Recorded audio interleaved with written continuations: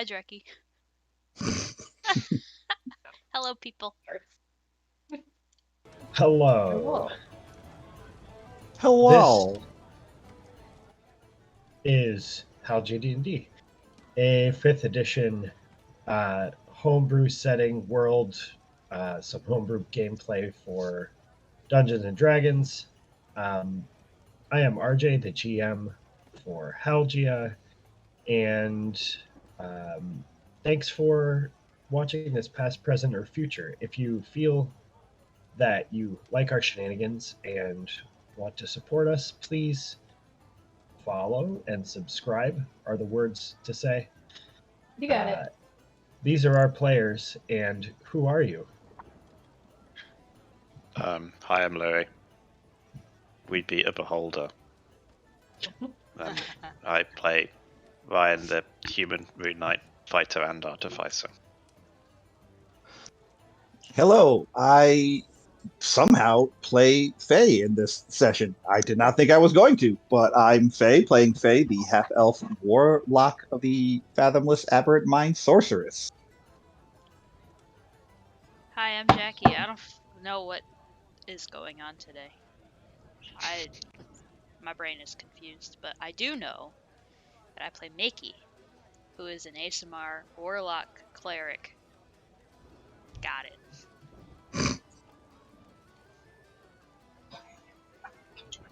I am Hush, the Queen Slayer, adding this to my long rap sheet of the authority figures I don't respect.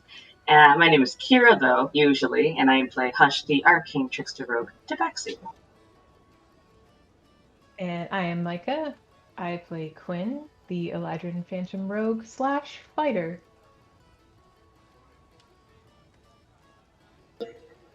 All right. So now that we have our introductions, do we have a recap to be heard? We do have one. Okay. So, a collection of streams coil and connect to the planter as the Iris Queen descends to her bed of flowers. She provokes a conversation on our tribute to Her Majesty. We try to explore the idea of procuring a wish spell or even granting her one of the seeds of the chrysanthemum, but as Quinn tries to slide a daisy seed into the planter, negotiations dissolve and she threatens to sear us into ash. We cross against her and her captain, narrowly avoiding the beams of the queen from her eye stalks, but as Quinn, Ryan, and Mickey dogpile the queen from above, blinding her and keeping her occupied, as Hush and Faye seize the centaur in a torturous prison of his own mind. The Iris Queen falls at last, and the captain is felled shortly after as we recollect the seeds, as well as everything else that resides in this room. We shuffle into the elevator, dismissing any concerns that anything went wrong. Totally successful exchange and negotiations. Everything's A-okay. And we successfully make it out of the city, mounting our wyverns, and only slipping to one little fire newt of maybe a bit of a suspicion that something might be going wrong. But who cares? Everyone else is super duper excited. And this poor little fire newt is none the wiser. And then we were discussing on where to go next. But we're aflight now. All right. On Wyvern Back, you fly away from Shade Nest and gain some distance from the now leaderless band of people that occupy the people, creatures, weird folks that occupy the Suckers! the suckers that you duped. And you gain some distance from Shade Nest, flying out across the desert. And what would you like to do?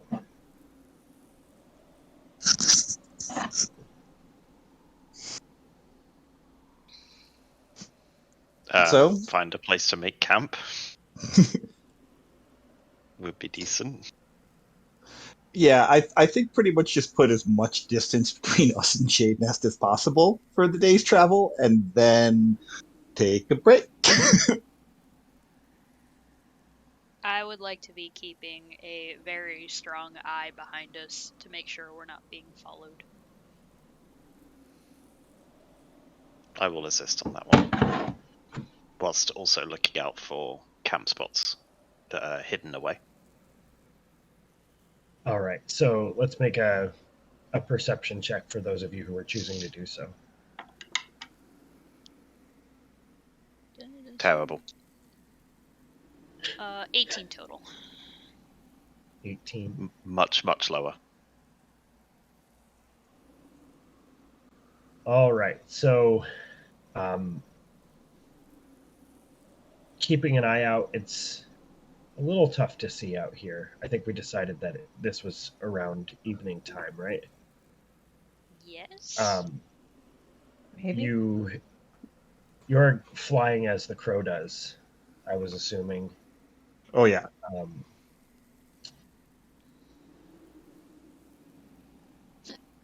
You find, Mickey, that the words of the one little tiny fire newt who had caught on maybe to what you were doing, the words must have fallen on deaf ears, because there doesn't seem to be any sort of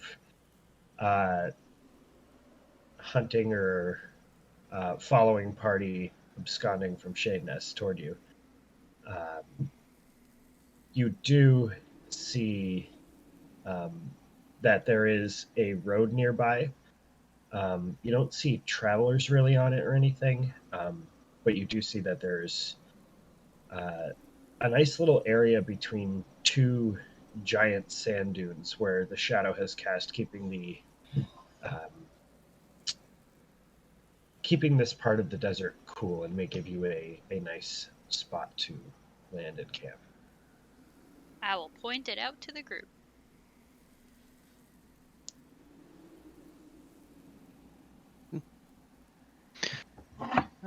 Look Yeah, at you looks pretty learning where camps are. I mean, it's out of sight. It doesn't take a genius to figure it out.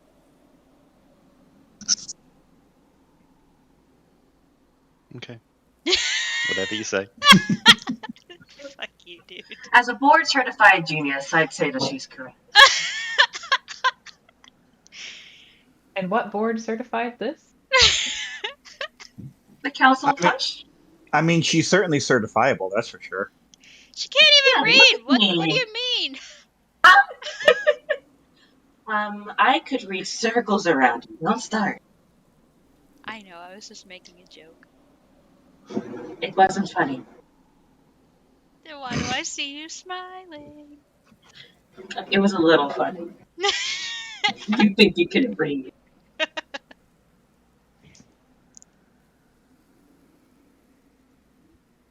Okay. Yeah. Let's make some camp. We need to keep good eyes, but it seems like they won't know for a little. So, So, like, what do you think the ramifications of that are? We kind of did just kill both captains and the queen of a fortress full of minotaurs and centaurs. Are we going to be having a bandit problem? Better So than an organized army problem. Well, I mean, organized army with no leader. yeah, that's why I was going more towards bandit than organized army. Right. I think they might still cause some trouble, but probably not as much as they could have under strong leadership. And definitely not as True. much as they would under an immortal strong leadership. So, I mean, if you ask me, this sounds like tomorrow's problem. it does, but at the same time, when civilizations collapse, it's really important to make sure that the people there have some kind of failsafe behind them. I definitely do agree this is tomorrow's problem. Just the way I see it, we caused tomorrow's problem. It would have been a problem no matter what happened. I mean, We've yes. made it so that a beholder doesn't wreak havoc on everyone. That's better than what we've got now. Oh, actually, that's a good point. And I'll pull out my pearl and do a sending to Rista. We killed the Iris Queen. You should be a bit safer. She was a big floating eyeball with 10 little eyeball tentacle things in her head. Okay, bye.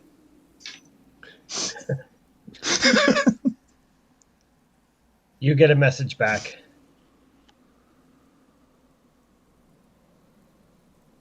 I'm sorry, it's hard to picture what you're talking about. It makes very little sense, but that's good. Good news. What'd she say? I was hoping, as learned as she is, she would know what I was talking about, but she said she had no idea what kind of creature I described, but that it's good that the Irish Queen is dead. I mean, if she's so compelled, Mickey can make her a really cool drawing of it. I don't know if I can send that mentally. No, you can't. But, next time we meet, just be able to just add a visual to what we just dealt with. Yeah. I'm sure she can appreciate that. And I suppose now that the Queen's dead, what exactly she looked like or was may not be so important. But yeah, now that I'm coming down from the high of killing a queen, I really do feel for those people though. They were all swindled under this ideology, and now they have nothing. It's kind of hard for me to let that go. I mean, they joined up with the ideology of spreading never-ending nightmares throughout the world, so I'm not too concerned about feeling bad for them. I mean, they're just gonna do it just more bandit-like, so maybe some education and detailing what's actually going on in the real world might do some good. Then I'm worried that they might abandon another ideology, and that's a whole other problem. But let's see. I'm willing to give it a shot and not leave these guys on an island on their own. Indubitably. If you want to go back to a fortress full of centaurs and minotaurs and say, "We murdered your queen, let us teach you the ways of good," by all means, you have your wyvern and you are able to get there quickly. I, for one, don't think I'm setting back foot in this. I don't want to go back. I already kind of threw some gang signs over there, so I might have pissed off a couple people. But if we ever run into any leaders of any kind, any representatives of whatever's left of Shapeness, I'd more than happy to have a conversation with them. Oh yeah, I'll definitely try talking to them first. So far not a problem, but we should keep our ear low to the ground just to make sure that they're not causing too much trouble for someone else who has no idea what's going on. Not their fault. Agreed. So speaking of tomorrow's problems, where are we going next? Should we have Reese to replant the flower and go back through the veins? Or should we deal with... Well, that depends. Isn't there another garden somewhere on this continent still? I'll pull out the map and be like, yes, and I'll point it out. There is one more dot, which, we know is a garden. I think it'd be nice to look into there, because they do give us a lot of information about the cultivators, Tenris, all the shit he's doing, and maybe we can even find evidence if he's been there or not. Or maybe shore up the defenses on that one, so he can't get out. Would love to just punch him in his big old dumb face. That sounds like a great idea. Hell, who knows? Maybe he'll be there when we show up and we can kill him and, end this whole thing quick. Yep, boom, we saved the world, we go home. Perfect. Only had to do it in a couple weeks. It was great. I think we all know that's not going to happen. Yeah, that's definitely not going to happen. Queen. Do you guys have no confidence or have some guts? We just beat a queen. I'm happy to go to the garden. I just don't think it's going to be as easy as you're thinking it's going to be. And I definitely We're going to make it easy. And I definitely have guts. The problem is I prefer to keep them on my inside, which I think Tenris is very keen on making them outside. Miki can stop him. Look at her. She's got wings and cool magic shit now. Your guts are fine. I'm sure they're protected. The only thing that's going to stop her from doing that is because she doesn't like you in the moment. It's been a whole 3 weeks since you last died. That's a great record as far as we're concerned. I had it going on for several decades beforehand, so yeah, it's been good to get back into that record. I adjust the chalkboard that says it has been how many days since Faye has died. I do actually have it's been a certain no fucking way. It's been 4 days since Faye almost died, and I had to save If her we with could, the if we gardening could squeeze it circle. on like the Twitch chat, like on the overlay, like right next to her name.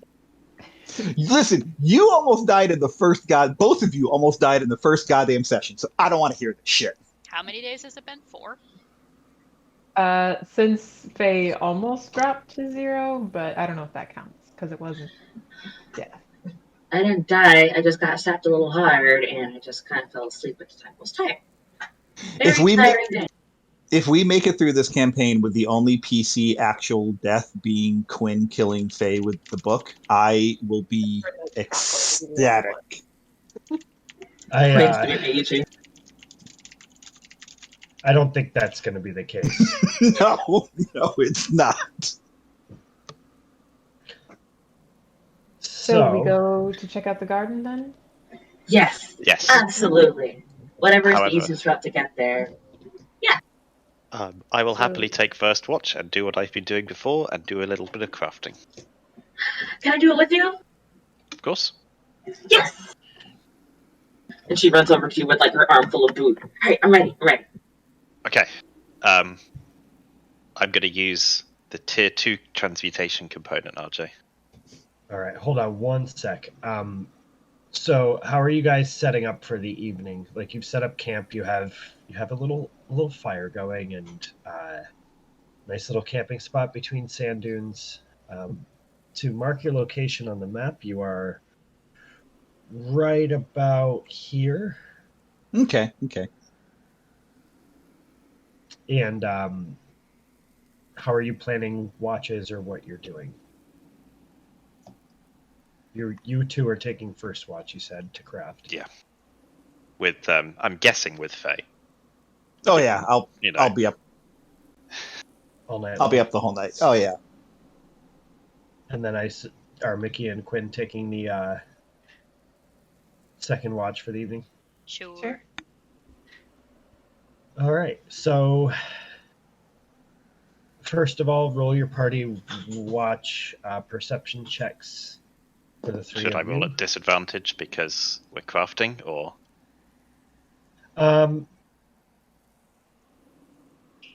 I don't think so. Okay. I think you're all right. 10?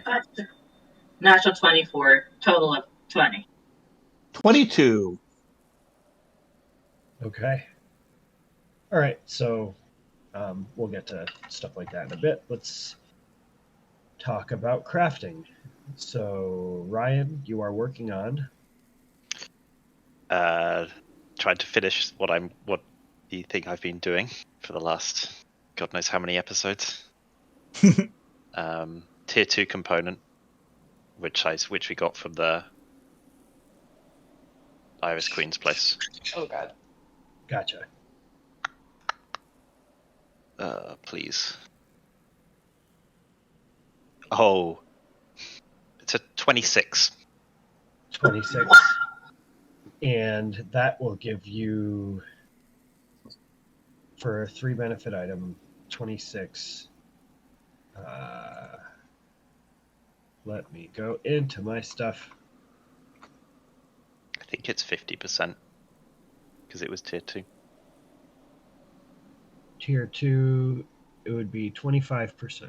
Oh, it's 25. Shit, I forgot. That's still God. so big. Forgot it was 3 benefit. God damn it. Okay, that's 85% now. Yeah, you are looking good. 85%. When you get that 100%, I'll let you describe the completion of the item. But Oh, I will. Still just tinkering away.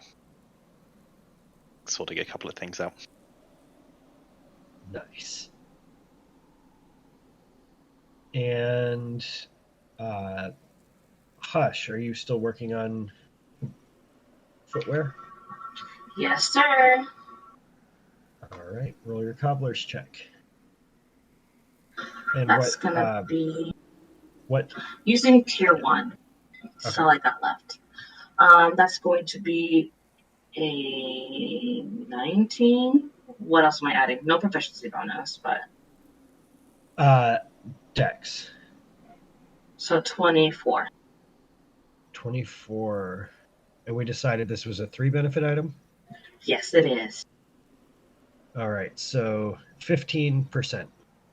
Holy cow, it's awesome. How far along are you? 85%. Or both of Wow. us. Ugh. All right, so you tinker away and craft through the night. Your items starting to look polished and shiny as you continue to inscribe whatever arcane nonsense is going on these items. You just see her like shoving some wires with shoelaces. I'm just sort of looking up from where I'm like stirring a stew over the fire pot, and I'm like, what the fuck is okay, yeah, it's hush.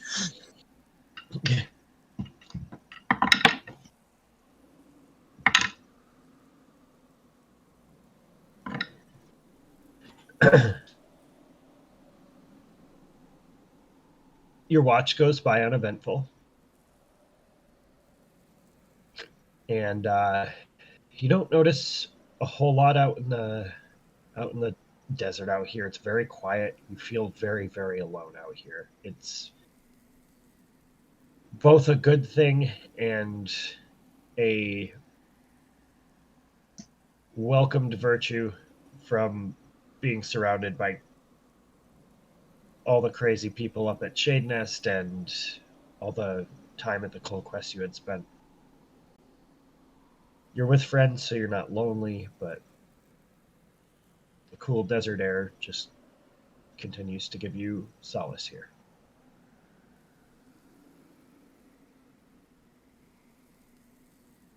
And you wake up the party for the next watch?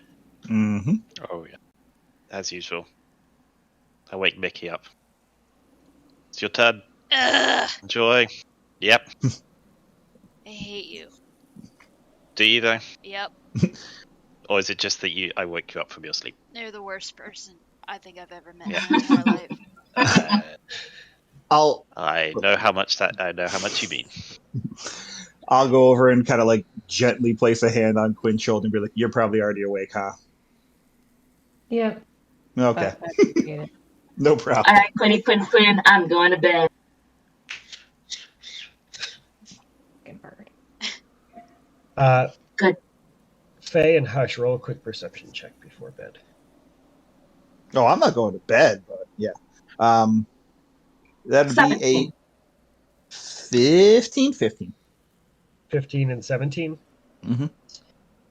You both notice as Quinn comes awake, much of her form remains the same, but the somewhat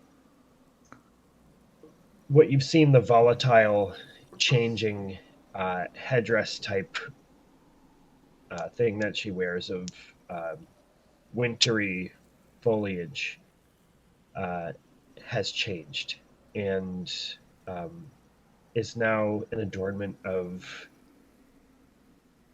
well-preserved autumn leaves and hasn't changed back from that form. Quinny, your leaf thing, it's different. Oh, this? Mm-hmm. It's not wintry. It's autumn. Are you feeling okay?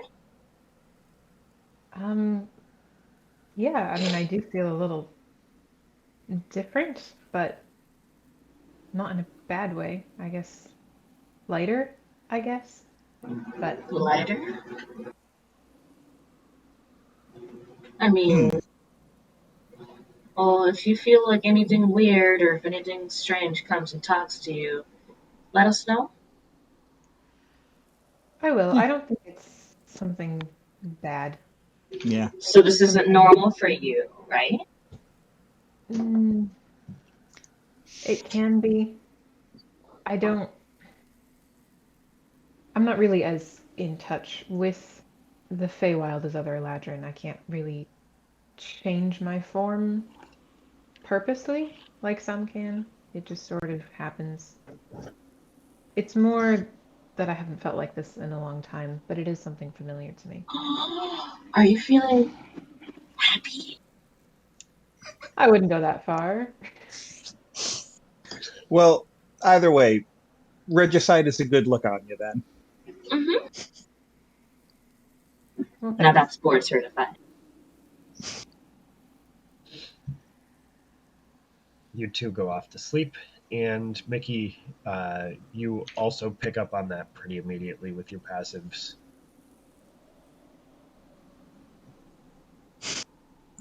Poor Ryan's just Yeah, like, I was told. I see Mickey like squinting at me, like, yeah, they just told me. Nice. Yeah, I think it is. we get a nice. Mickey, wake up. Ugh. Kiss my butt. I don't want it. It's still dark out. This is All right. stupid. Then I guess you don't want this coffee that I had going over the fire. What? What's that? Coffee? What? Did I say coffee? Yeah, you said coffee. I'll pass her over a cup.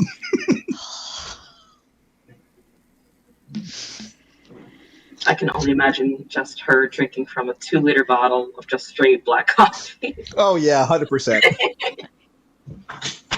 She just downs it immediately. Somehow in this fantasy realm, it has a Coca-Cola label on it. I can't say that, can I? This stream Coffee. is not sponsored by Coca-Cola. It has an Okamola bottle label.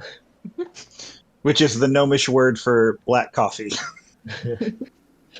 So, what would you like to do during your watch? Before anyone does anything, I'm going to open my book. Okay. They need to put you in a bubble. That doesn't help. These books are high-level artifacts. I could be in a bubble 8 miles away, and all of a sudden Quinn would be like, I feel like dancing. It doesn't help. Nothing helps. All right. Let's do the first roll. 14. You couldn't have done that while I was asleep. You had to wait until I was awake. If someone... You've rolled the 14 before, so Okay, good. You open the book and there's no pulse of magic. It's just inert. Okay.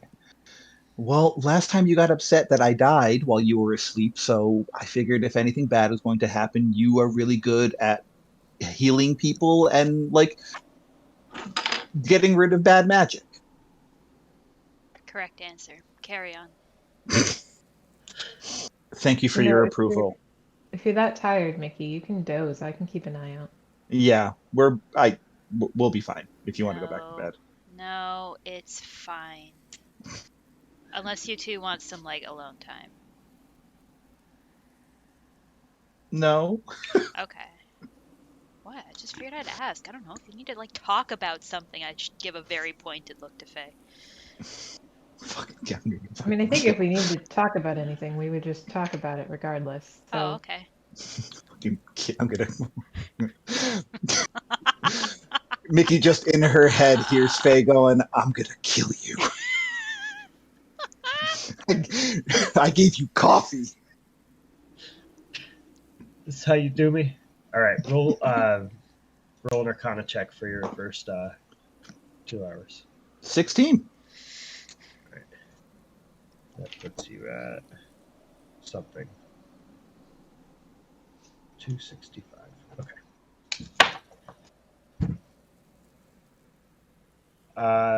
Do the two of you want to do anything on your watch? Have conversations?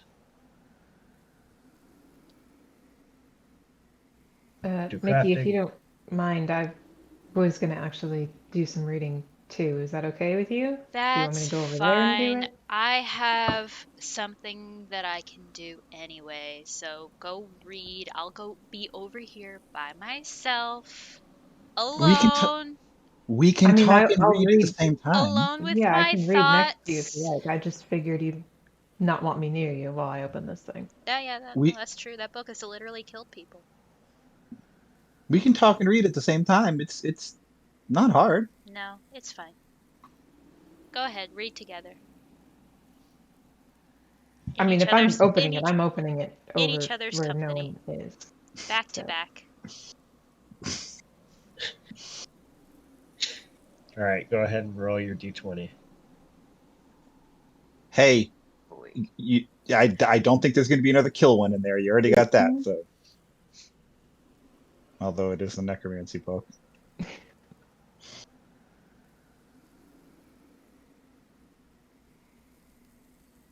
What'd you get? 18. Oh boy. You have rolled this before. Okay. This is what you rolled, so you could get the little jar soul with in a the jar? creature's soul. Yeah. I have a lot of those now. You got that soul jar, and you're like, how can I do this more often? This inspires So, me. You can roll an Arcana check for your first 2 hours. 18.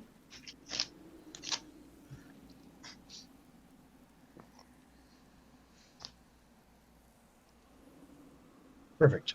You're at 183. All right. After 2 hours of reading, and Mickey, are you doing anything for those 2 hours? Oh yes, I'm gonna go off a little ways by myself, and I'm going to cast Sending to Rista because I have Sending now, Okay. and I'm gonna go. Hey, are you awake? It's me. How are you doing? Sorry if I woke you up. We killed the Iris Queen. It was great. You should have been there. I think you got it, and that was Yeah, it. pretty much.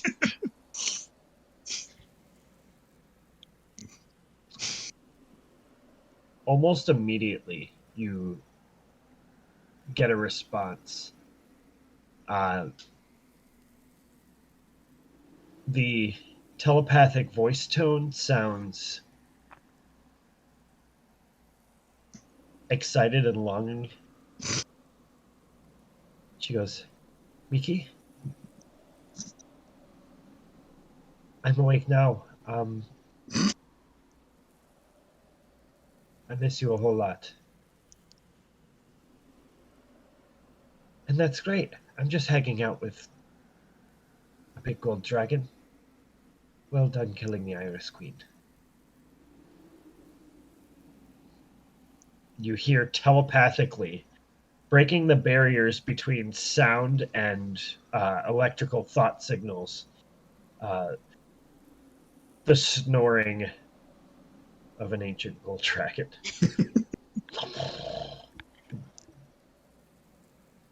I'll send another message. Fuck you guys. Nikki's burning through all her fucking Revivify spell slots on sending.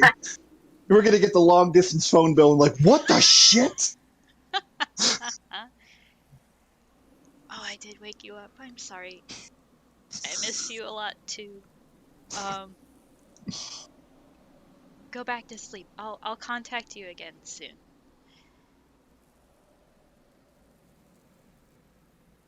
Okay, bye.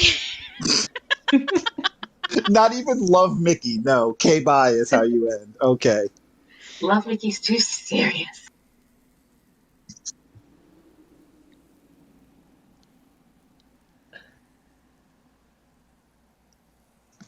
I hope whatever you're sleeping is comfortable.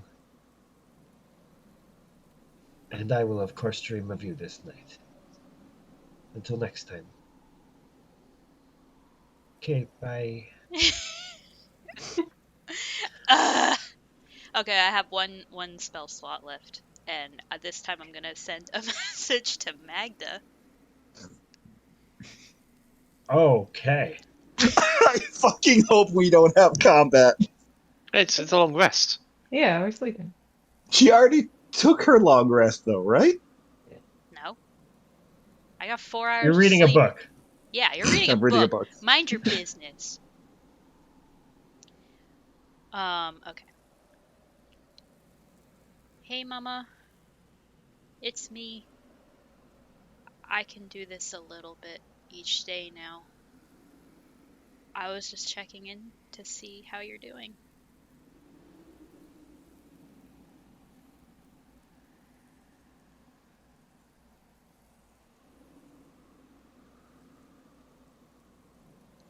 You wait for a moment. Turns into a minute. Turns into 2 minutes.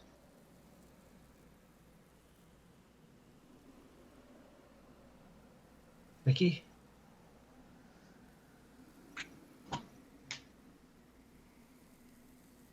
Where'd you learn to do that? That's amazing. I'm in Lyra. Still looking for someone.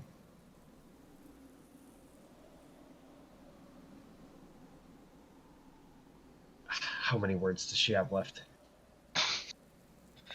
I don't usually keep track because usually I'm like, the DM can say as many words as he wants.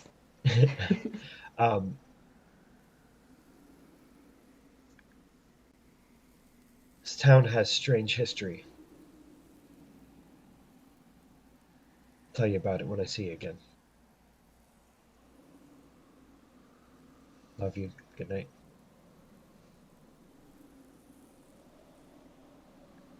She just lets out a big exhale. Leans up against like a rock or something. And just keeps watch while the others read their stupid ass books. Okay. So, what are you doing for the other 2 hours, you guys? Book reading. Okay. Roll again. Arcana checks, please. Yay, 17.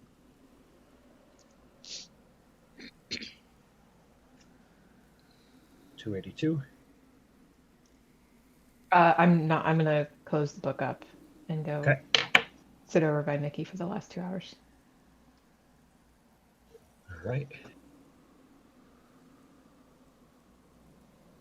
Mickey, with your passive perception, you can hear and sort of see Quinn approach and just sit down on the rock adjacent to you. Hey,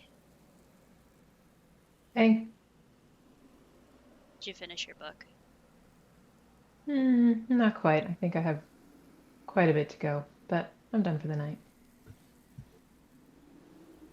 What's the story about anyway?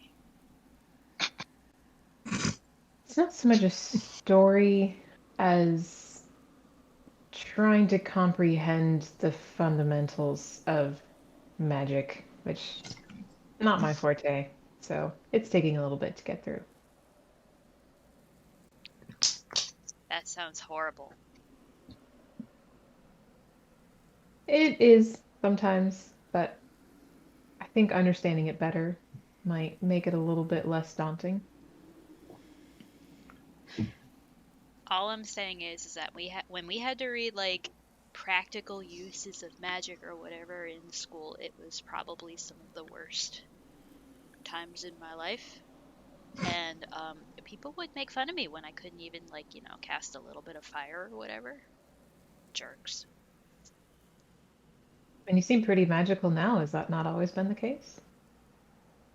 No, I mean I could pretty much make things light up and heal like little bruises and stuff, but I wasn't really supposed to do that much because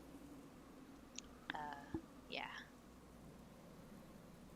Well, like I said, I don't know a lot about the fundamentals of magic, but to me, healing someone sounds much more useful and complicated than just making a flame. Excuse me. Did you hear that? Yeah, I heard God cough.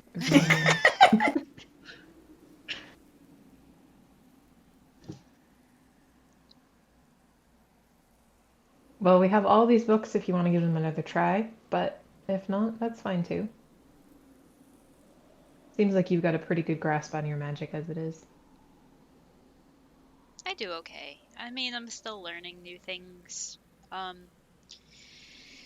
And I don't know. It just kind of seems to come natural to me at this point. Like I just think about it and I sort of like wish I can do something and then it happens. That's pretty impressive.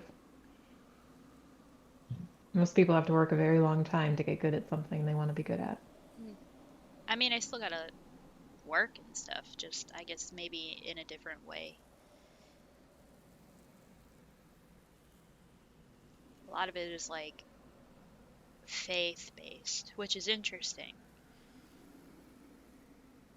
Keeping the faith in myself and you guys and whatnot. It can be a little hard sometimes.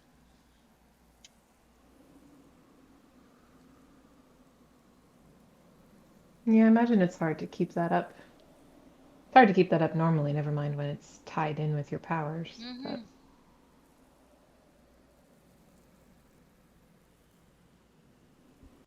What's with the leaves?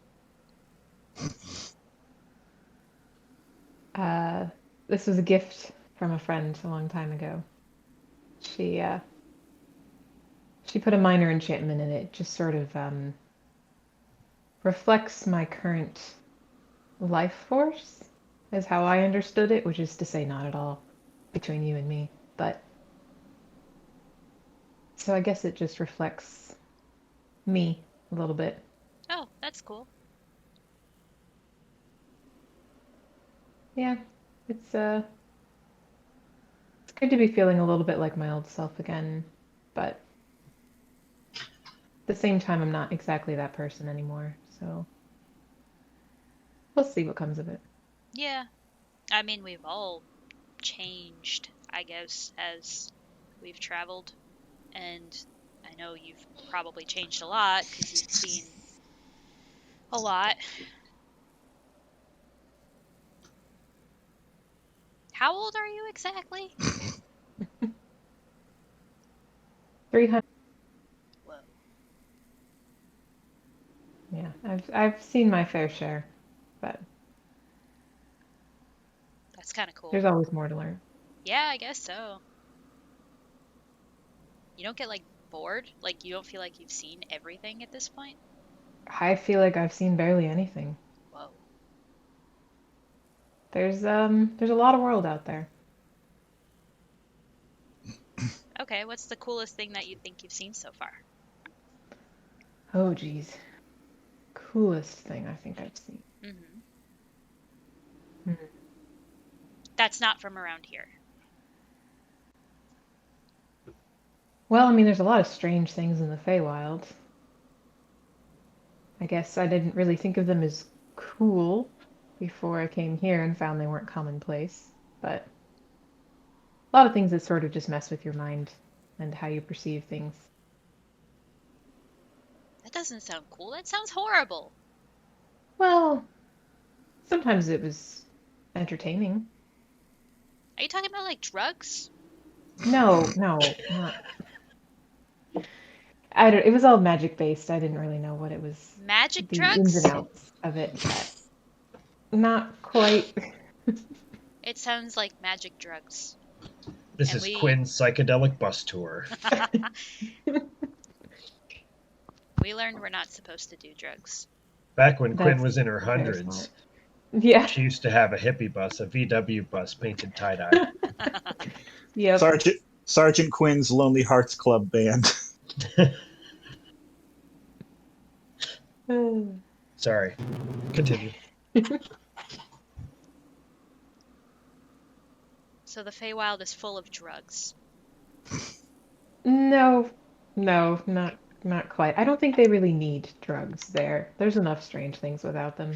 I rolled an insight check and I rolled a 2. Yeah, the Feywild's definitely full of drugs. Quinn is trying to pull a shadowy veil over that truth. Just keep that information to myself. In my mind, I'm like, if anyone offers you any sort of leaves or anything in the Feywild, you say no. No matter how cool it might make you look.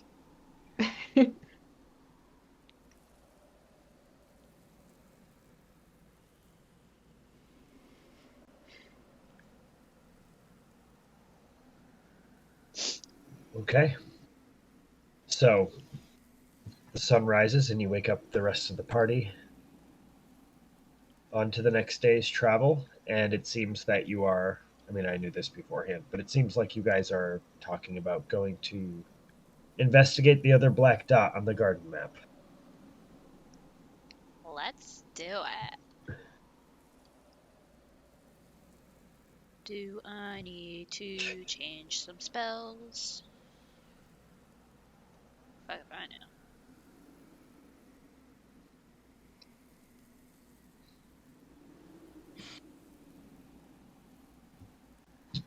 So we're gonna plot how long it's actually gonna take you to fly your wyverns across the desert, Oh boy, I have to keep track of days here. or what path are you deciding to take? Check out this map. Anyone proficient mean- with survival? Yep.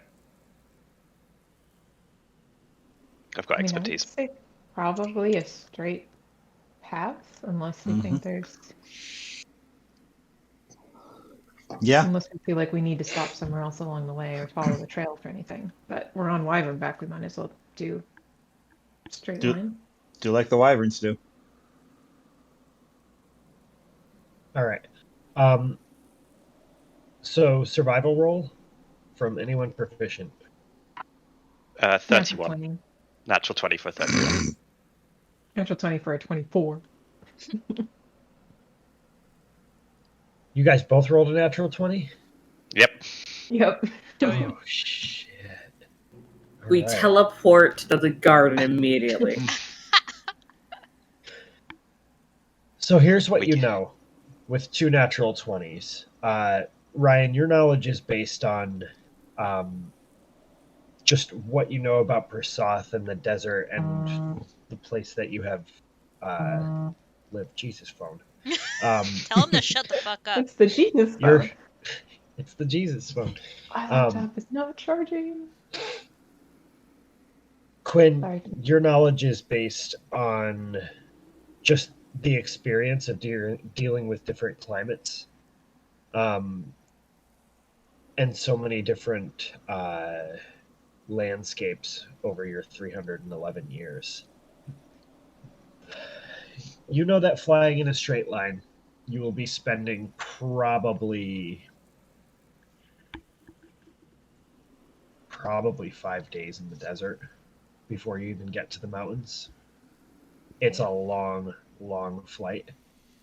You know that you guys are probably, like, your wyverns, being of the descent that they are, might need a little extra care, but you guys will actually need to care for yourselves flying through the desert.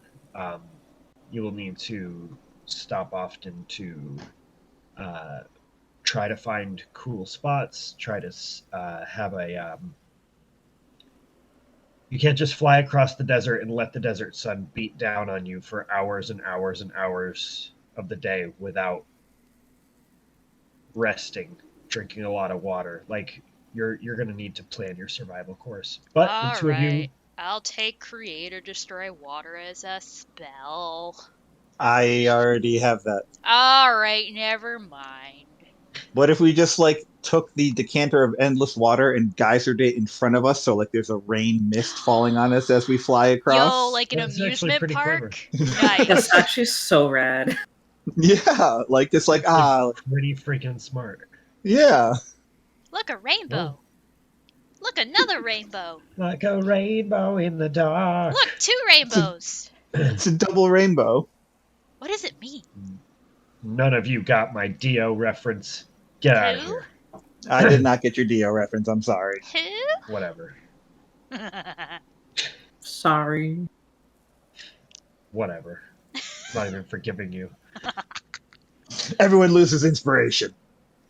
Yo, I I had have to I five. have it. inspiration to lose it. Yeah. Pretty much, yeah. No words. RJ gets inspiration for everyone who didn't get that joke. Yeah, Oh, I God, get no. one change your roll for each No. character. Oh. So many silvery barbs. No. All enemies now have silvery barbs as a spell. No. Okay, so let me move your. Do you want me to give control of this token to everyone, or should I just give it to one of you to move? What, Don't give it to everyone. That didn't work well last time. No, it did not. We were shifting that Cold Quest token all around the Oh, I map. forgot about that. So who Yeah. wants control over the "You Are Here" token? We're like 12-year-olds. I trust Micah. That's a bad start. That's a mistake. As opposed, what should we give it to Wow, me or thanks. Jackie? I mean, that would also be a mistake. That would be worse, I think.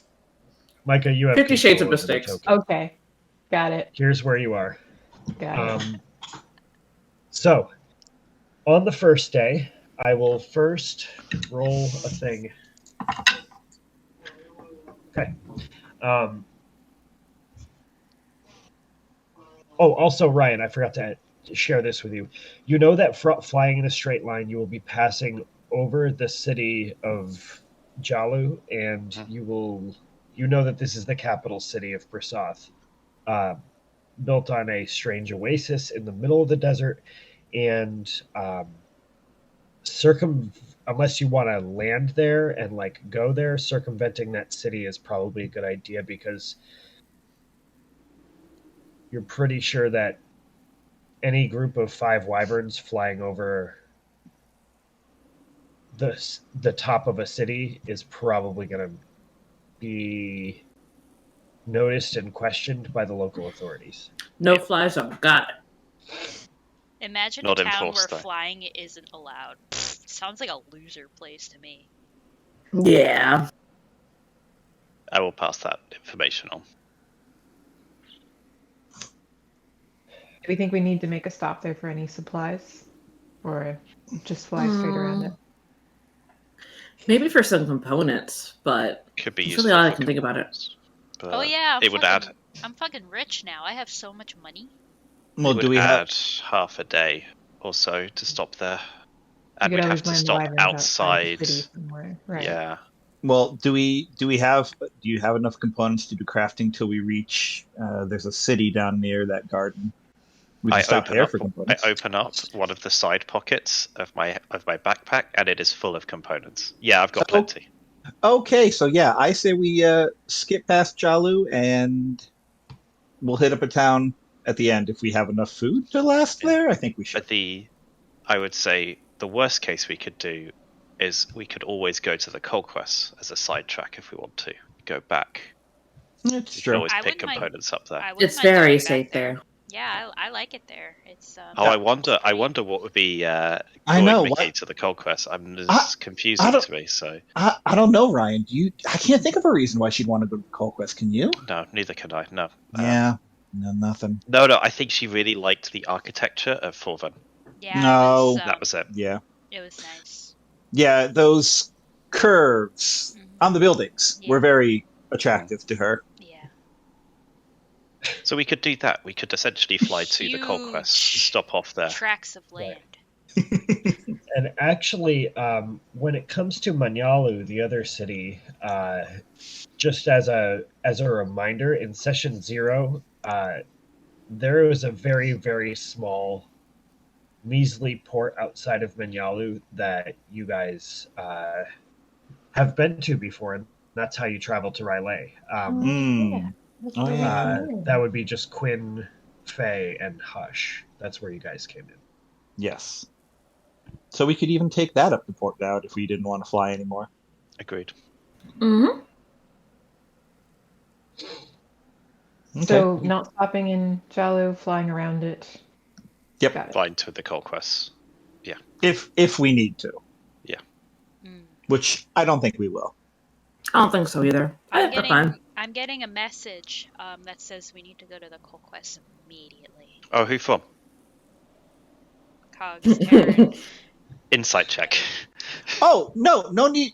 Okay, let me ask it myself. I'll just pull out my No, pearl. no. No. I rolled a 17 on the insight check, Vicky. Do you not want me to ask? Denied. No, he said he's busy. Don't contact him again. Oh, shoot. Roll a deception check.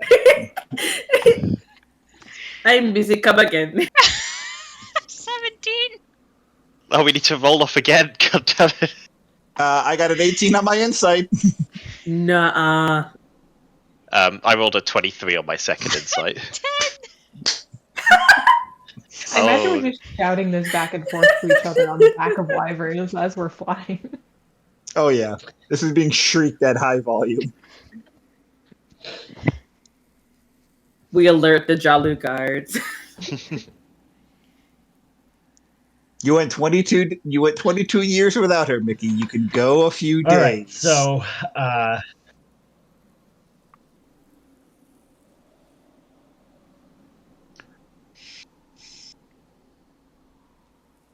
so 170 miles. No, we are we not going going to. the Gold Quest? No, Yeah. we are not going to the Gold Quest. Oh, but that very important message, though. Yeah, I'll but just we can stop off on the Cold Quest on the way.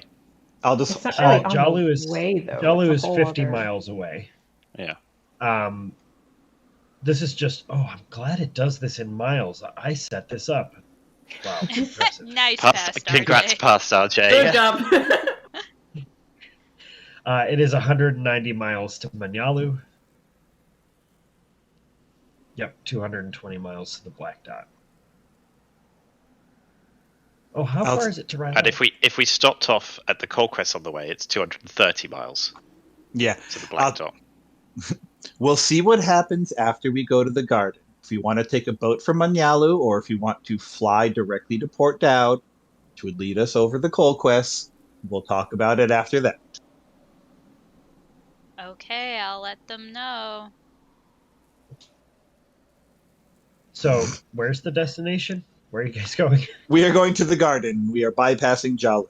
You're going directly to the Black Dot?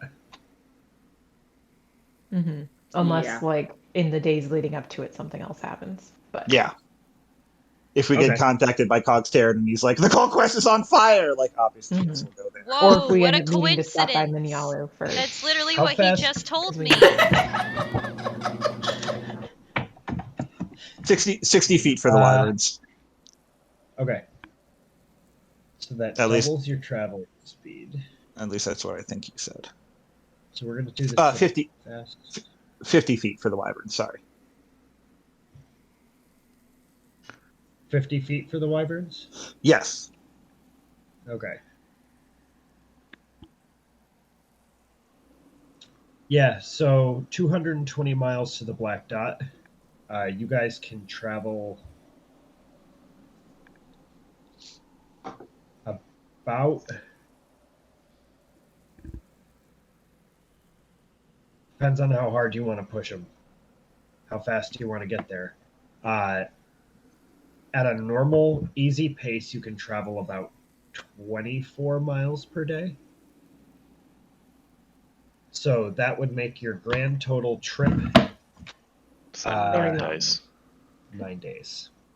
And now, is that based on a speed of 30 feet, or is that based on their fly speed of 50? It's based on a speed of 30 feet at a normal pace, but I'm accounting also for you being in the Okay. desert, which is considered Yeah. Yep. a tough way to travel. I mean, we don't, like, there's not any emergency going on, so I still think a normal pace would be the best way to do it. We could. I don't mind, making sure that we get there and Yeah. rushing our way there. Agreed. Yeah. We can take it The last easy, thing make we sure that want we're all is- doing okay. Have Right. regular stops if needed. Yeah. The last thing we want is one of these wyverns tiring themselves out entirely, and then we're all screwed. Yeah. Exactly. Yeah.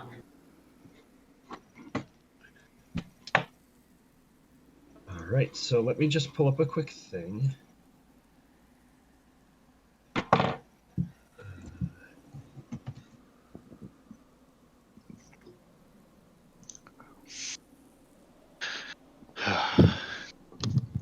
So,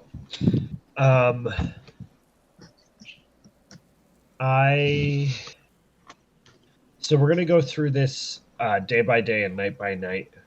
Try to keep it at a speedy pace to keep the story moving. Mhm. Please make sure that if you have role play to do, just like at any given day, like if you want to role play, have conversations with each other, mix it up a little bit, let me know. But I'll be kind of fast plotting this. Stop me whenever you want. Yep. I'm just going to say I will be crafting every one of my watches until I Same. finish what I need to do. Okay. The first day's flight. Why don't we roll? So I'm gonna go in order of how you guys introduce yourselves at the beginning of the stream. The first day, Louis, can you roll a d20 for me, please? 10. Oh, 10. no, here we go. You have a day where the sun is particularly epic, hot, and beating. The first day is very, very clear skies, and the radiation from the sun is just beaming down on you. I will need you all to roll a DC 12 Constitution saving throw. Yeah, pass. So Thank you. 14. Thank you, Resilient Con. 5. Yeah. 9. 13. So that's okay. So Mickey and Hush will take 1 point of exhaustion, and that's going to slow you down to a slow pace for the day, unless you want to leave them behind, which I assume you don't want to. Go Maybe I'll on go without catch me. up. So you will make it 20 miles today. Poop. Okay. That's fine. I got a sunburn. I got a if- sunburn. If There all, we go. I feel like there should be a good parable about someone flying too close to the sun.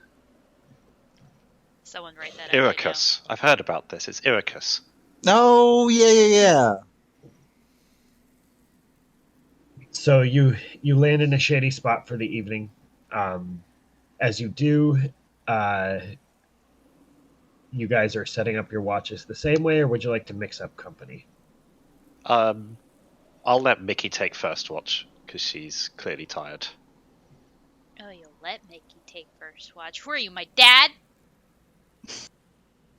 You would know. You're right, I don't have a dad. If you need me to be the father figure in your life, No! We're worried. So who's taking first watch? Mickey and Yeah, I will. Faye?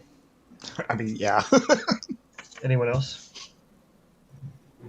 I'll do second. All right, so Mickey and Faye, go ahead and roll perception checks. I don't 16. do exhaustion very often. Does that mean it's at disadvantage? Nope. Yes. First- Oh, yeah. Yeah, first one is. Second one is then speed is halved. Yeah. 14. 14. That's Yeah. pretty good. And With Faye, a what'd you 2. roll? 16. 16. All right, what would you guys like to do during your watch? Probably just do some sketching. Book reading. All right, roll your book table d20 thing. 6.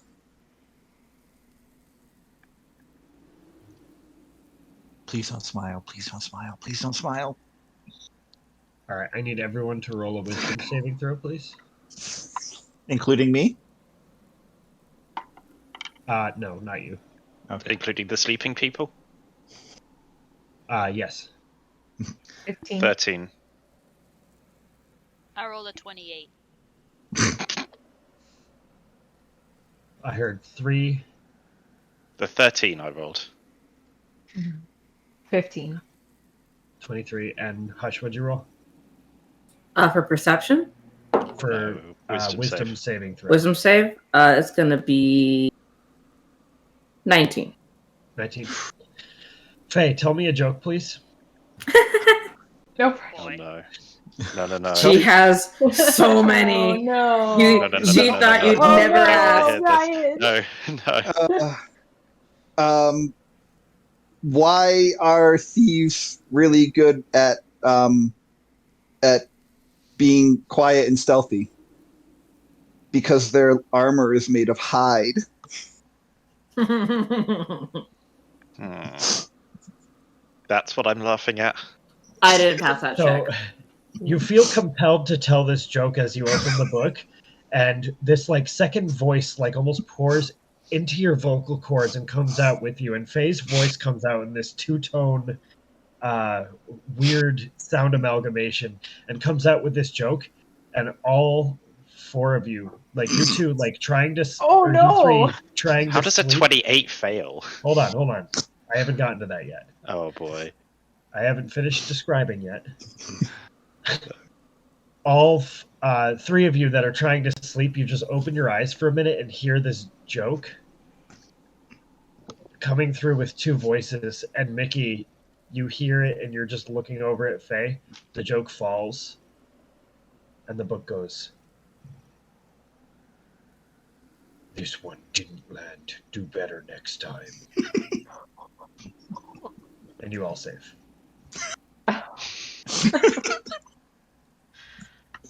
Thought for sure it was going to be Ryan. Yeah, I was fully expecting to lose all my sleep.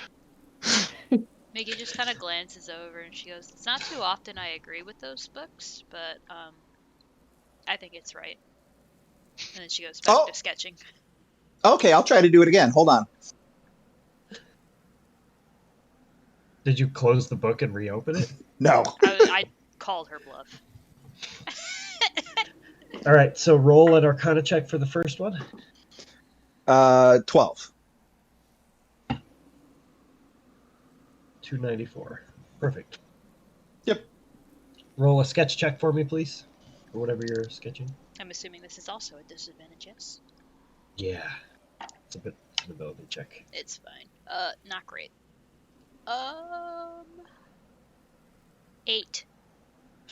At one point in your sketching, you think you're doing a good job, and then your eyelids get heavy, and you start to doze, and the pen drags across the page. Oh, man!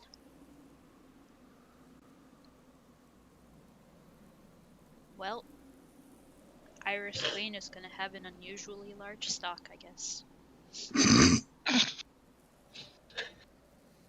One very, very long eye stalk. Mhm. Faye, roll a second check for the book, please. If you intend to continue reading. Oh, yeah. 11. 11.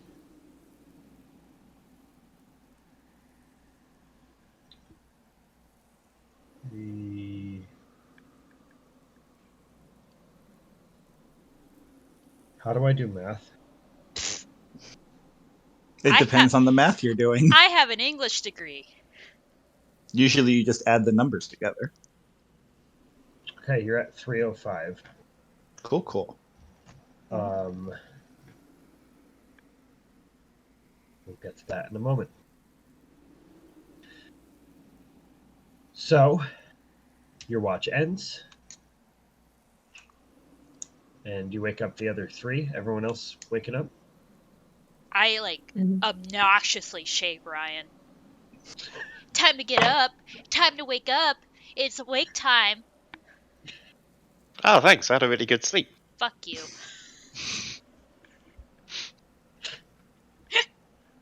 It's like, oh, how was the watch? I'm going Tell to me all sleep. about it. No. You gotta tell me Good about the night. watch now. You've woken me up. Good night. I've taken you for a morning person before, but God, shut up.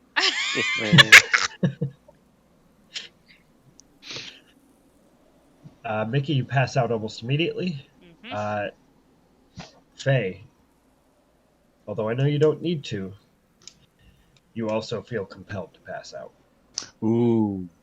Something weird happened while you were reading that book. Uh-oh. What else? Uh-oh. Is new? Yeah. You were It like particularly tired offended by your the mind cycle. out. It like tired your mind out in a way that you can't shake it off. You're just like, you need to close your eyes. You need to go. Go Yeah. Sorry, guys. Thankfully, there's three of you. I think I am actually going to try to. I'm going to try to get some shut eye, and I'll. It's about time. And I'll go. It's not in like a week, so yeah. Yeah, I mean, yeah, true. Thank you. And I'll go over to my bedroll, and I'll actually tuck the book like underneath my pillow and lay on the pillow like that. Okay. Uh-oh. So the three of you, what would you like to do during your watch? I'm crafting tier 1 component. Reading. Crafting, reading. Okay. Louis, roll your crafting check. Ooh, 21. With a tier 1 component? Yep. So I gotta go into details again. Where are you? 21 with a tier 1 component on a 3 benefit item. That's 15%. All done. Nice. All right, what happened? Let's go. So he finally feels happy about what he's created at the end of this. And you see he's put his tinkering tools down. He's been very careful to hide what he's been doing. But finally thinks, yeah, these will do. Slips a pair of glasses on, which have runes all the way down the handles, all the way around the entirety of the frame. The glass itself looks like just normal glass, but there's just a little bit of a sheen across the whole thing. It's like, yes, these will do quite nicely. Transition lenses. Yes. Okay. And it's basically it's almost identical to the ones that you saw his ancestor wearing, but just very, very functional. There's no kind of flair to them at all. But there's just runes that kind of spontaneously light up all the way down whenever he's reading something. Can Hush take a peek at this? You want to roll Arcana if Ryan lets you close? Sure. Thanks. 23. 23. So I guess you could describe the school of the runes and kind of... I think that's what you would get on an item that is unique and just crafted. Yeah, her tail is wagging and she's really excited. Fully transmutation. Complete transmutation runes. Seems to offer him an insight into how things work on a magical level. And a very large insight on that. Oh. Well, first of all, I will say that your handiwork here is really meticulous, especially for something so small. So I gotta hand to you there. This is finely crafted. And these runes are immaculate. Where the hell did you learn how to do this? I just remember seeing what Brash was wearing and thinking, try to do that. And I don't know, spot of inspiration hit me. She's gonna put it back on your face and kind of like turn your jaw around. Yeah, pretty dashing actually. I'm glad the glasses are a good look for you. I mean, they don't make me look any more attractive, but they do make me a little bit smarter, so... They make you look very immature. It really does like set the entire like face thing going on. It complements your frame. Your facial frame. Really Thanks. nice. I would actually say that these transmutation runes are the quality of maybe a third-year student at an institute. So that's really, really good. Very impressive. Thanks. Just You read a remember little bit that about your them. professor, the professor that helped you escape from Windermere, was actually a transmutation professor, and Shut up. might do good to have a conversation with Ryan over it. He was Professor Husel, the Basset Hound Wenja. Oh my gosh, yeah. Really cool professor. Like the only professor that I respected back at school was excellent at transmutation. So I can pick up on that quality whenever I see it. And you're coming pretty close. He must have taught you well. I mean, look at me. I'm not an expert at transmutation, but, you know, it really does help to have an understanding of the things around me so that I can better help myself and you guys. But this is fine work, Ryan. Pats to you. Thank you. Did you say pads to you? I did say pats to you. Pat on the back. Had to. I thought you meant pads, like the pads Like of paw, like paw of a paw.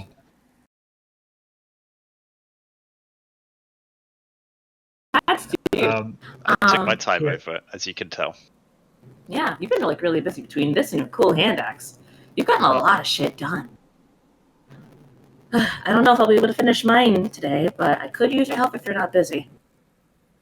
I mean, this took me the entire rest of That those was a 4 hours. 4-hour crafting. Yeah, And now okay, it's then time for get you some. to roll your 4-hour crafting. Okay. Yes! A natural 20 for a total of 25. All right. So what did you do? You I used my tier 1 completed it. component for that one. Now that I've completed it. Okay. She's going to very bashfully. Hold on. Can you adjust your My mic is a little bit headphones? weird. Yeah, it's like crackly. Oh, is this better? Yeah, that works really well. Yeah. All right, cool. You know what? We're gonna wait on this one. We're gonna wait until everyone's awake. Okay. She is finished, but she just tucks them away within her arms and just retreats back to her bedroll, kind of secretive. Okay. Quinn, you open the book and begin. Yep. That's another 18 for the opening the book. So I think I'm safe. Yes, Get another soul in a jar. Yeah. You're just I just have a collecting. really big collection now. I've got so many. What is my camera doing? Thank you. Jesus. Pretty good. 22 for the Arcana check. Okay.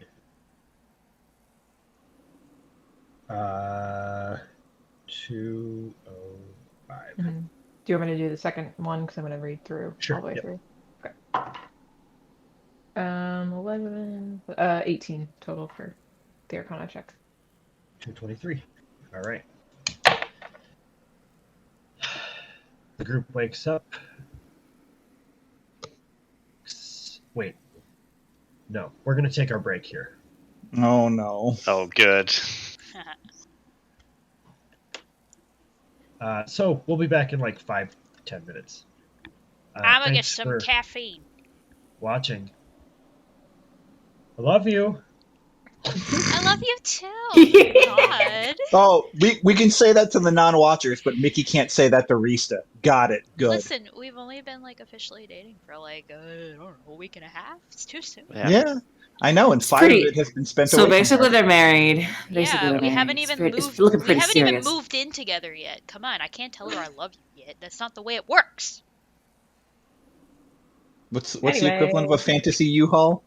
Yeah. All right. Goodbye. Bye.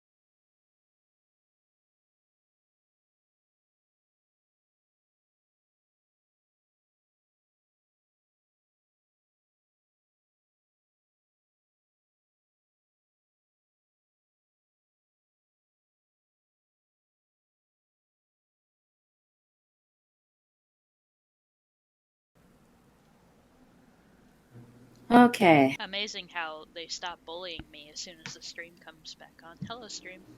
Hello, stream. Hello. Hello. I've got chicken. Is it the next Everyone day? Everyone is snacking. It's not the next day yet. We got one little thing to do. Okay, cool. Ah, shit. Time to traumatize someone. Give me 1 Mhm. second.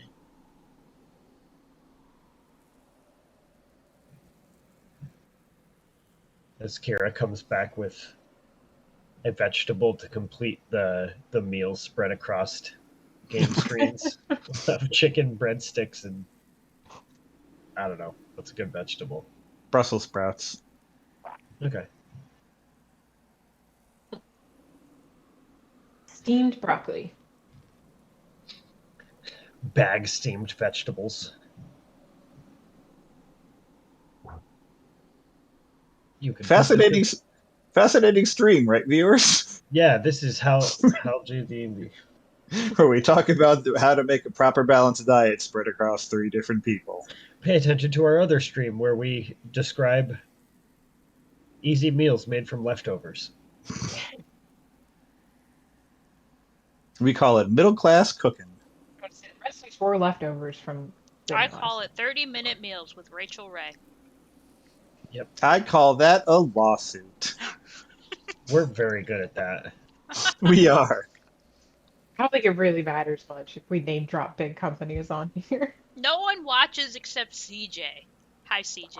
Hi, CJ. I love you. CJ, would you like some chicken? I already Does ate she- all the breadsticks. So. Nobody offered me any chicken. Yeah, because obviously it would be easier if I gave it to CJ than you. You work 2 jobs. You can afford all the chicken you want.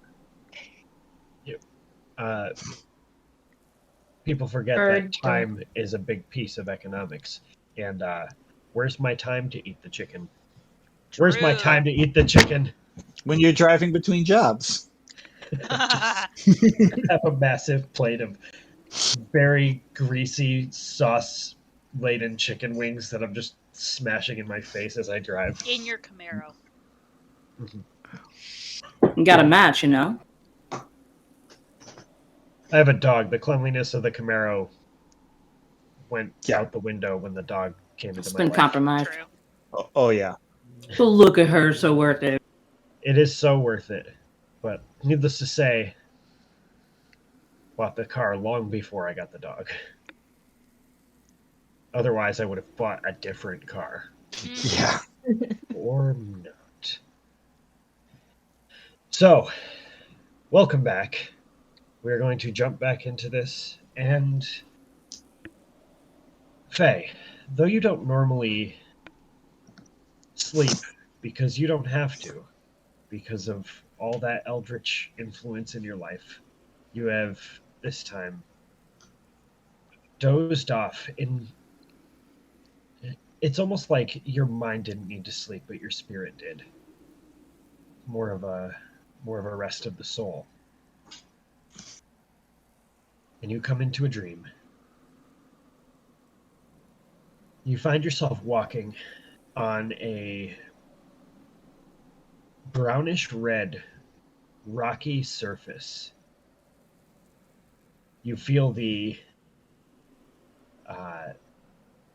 splash of a wave crash to your right and soak your ankle a little bit. And you look to your right, and there seems to be ocean. Looking forward, this trail of rocks that you're on forms somewhat of a very long peninsula that leads out into this very, very great body of water. You look up even further, and though the horizon is a bit obfuscated, there is a cloudy red to the landscape in front of you. So you have ocean that leads out, meeting with a cloudy red horizon, and you can see what looks like behind these clouds there are almost like two translucent celestial bodies that have crossed over each other, forming this this pattern, like two half moons overlapping.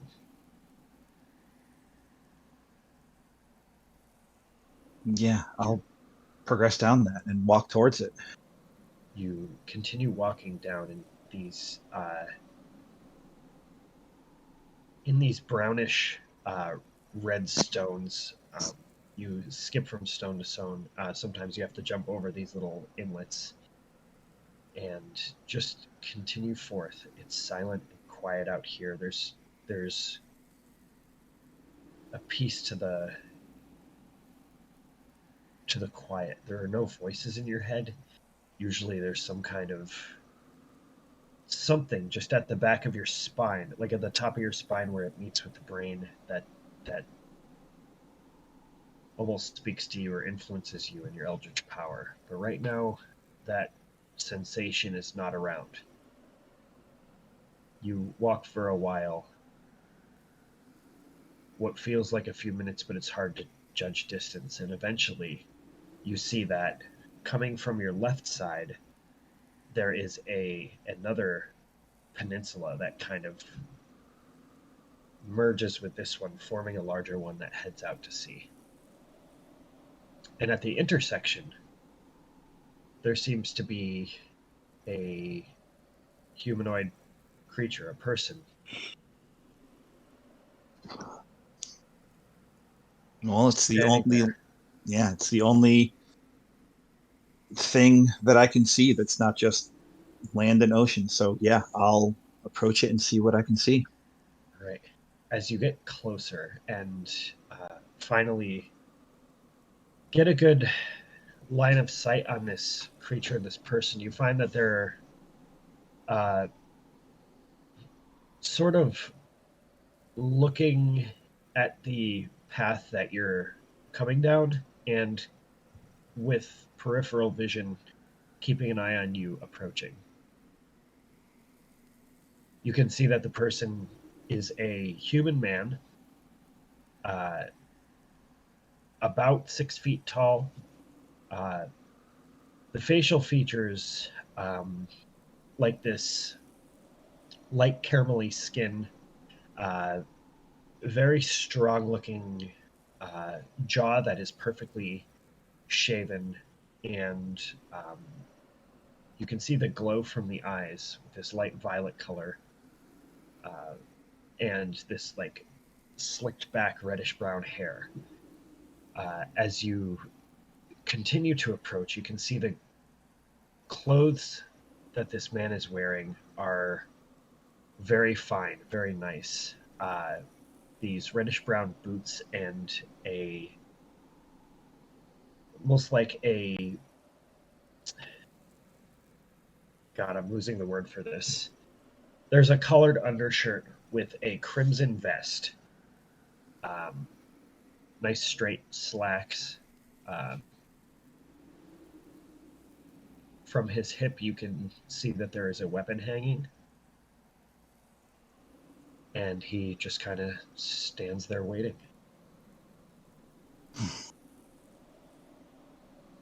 So, where is this? You ask him? Yeah.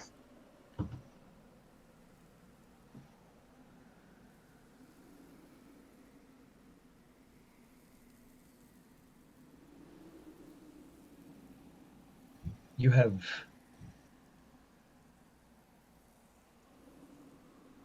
seemed to reach a point where you can find me. You've learned how to tether your mind with another. You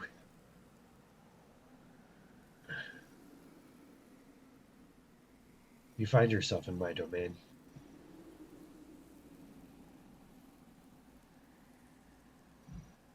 I can feel some energy coming from you. Something of an ancestral energy. Maybe someone I once knew. Well, the only two that I can think of are the Tide Without End and oh my god, I forgot her name.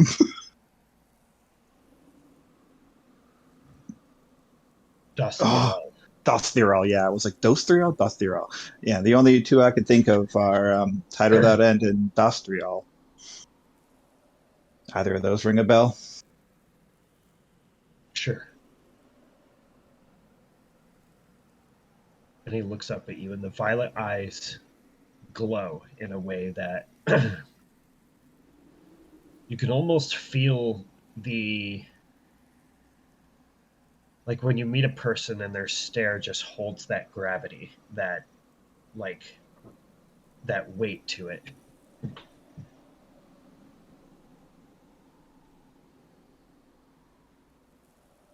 You can call this the bones of my beckoning fingers, and gestures forward toward the peninsula in front of you.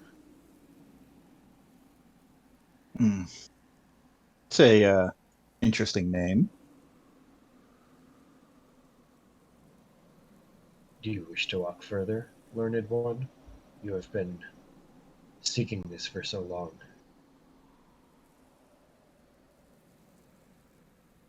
What will I find if I walk?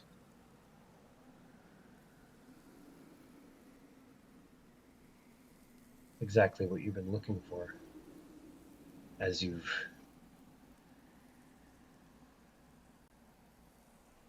certainly done your research. You must have a goal,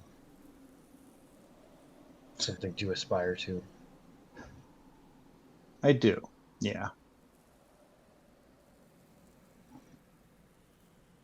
What should I call you?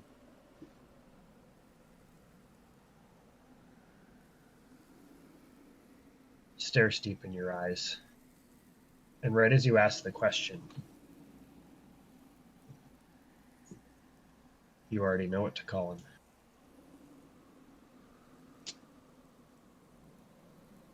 him.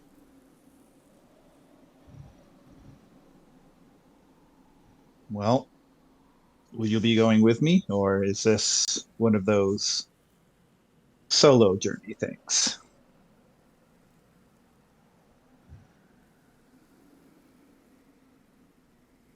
I'll walk with you.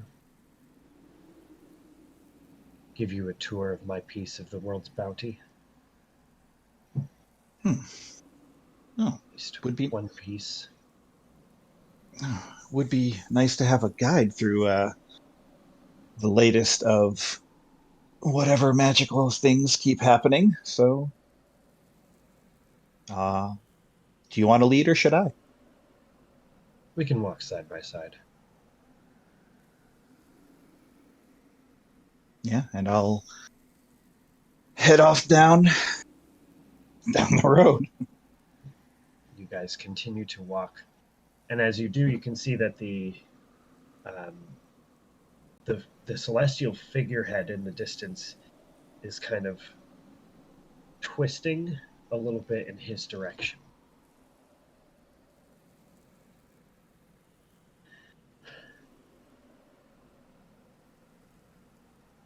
So as you've researched so much, read so much about my kind of magic, what is your goal eventually?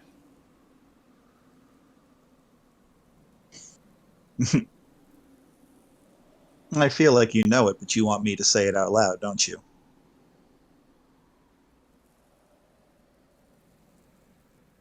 I need you to say it out loud.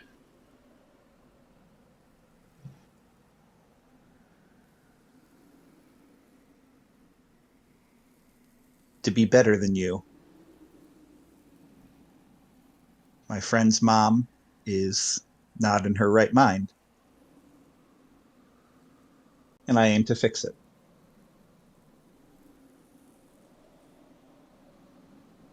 Let me ask you this question, descendant of Dothrual.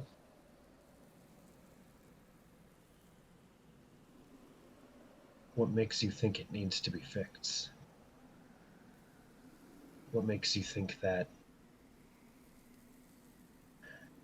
your mission is a righteous one, or even right to begin with? What makes you think that you are worthy to possess the power of someone exalted as I? What ego do you possess that makes you believe that you're right?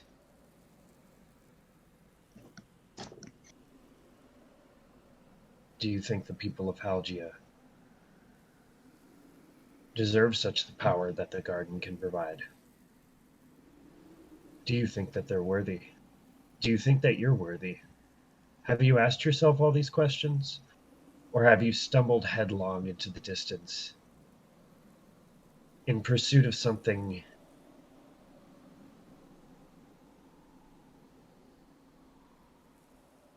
that may be yet less righteous than you assume it to be?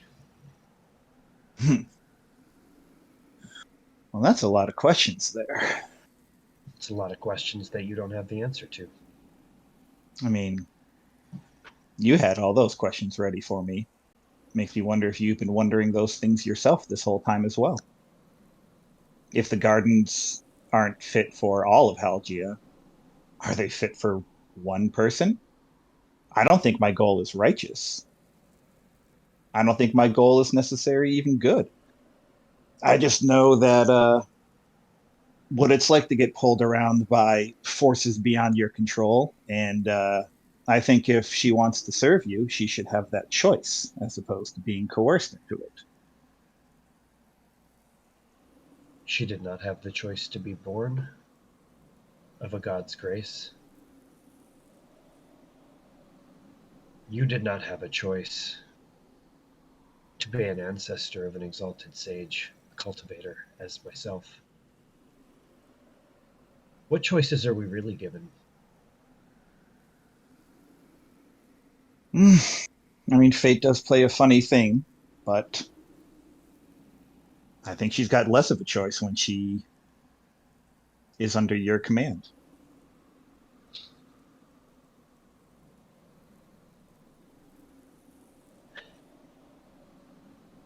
And besides, what choice do you have? Everything I've read has said you're an agent. Do you have any choice in this? Should I be looking to free you as well? I am an agent. I don't have a choice, but I'm an agent of freedom.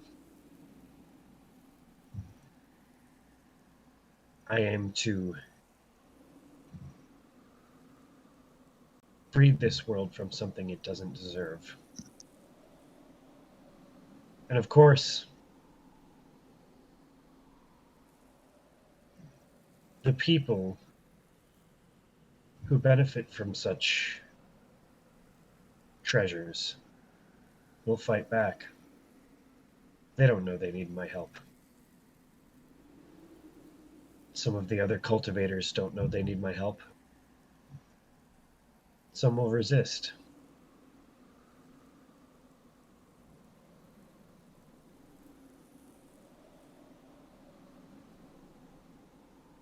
Sometimes the unpopular opinion is the right one. I'm a vessel of truth and freedom. You could be free from all of this if you let me succeed. A vessel of truth and freedom that specializes in bending people's minds to his will. Now that is ironic, don't you think? A bit. I mean, That influence is to serve an ultimate goal. And then those who stood with me will have their freedom back. Will have their world back. changed, but back. Reset. Everyone keeps using that word, reset. What does that mean? I don't think you're ready to know. Hmm. You want to be better than me, you should be able to answer that question on your own. Finish the book, Faye Dalton. Oh, I plan to. I'm sure we'll meet again someday. Soon. Yeah, I have a feeling we're going to be meeting again, and who knows? It'll be interesting seeing who bows to who at that point in time.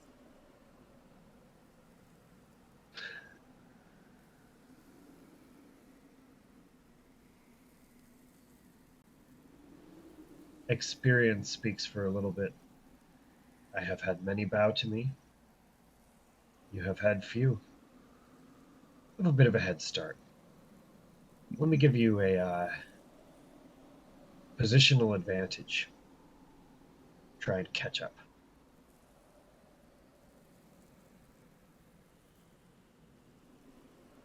Look out at the crossing mines as he gestures to the bodies he described. Focus for a moment. What do you see?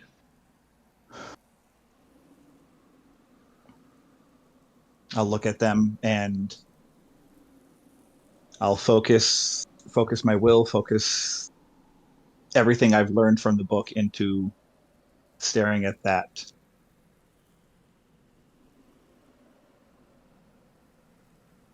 I see intersections.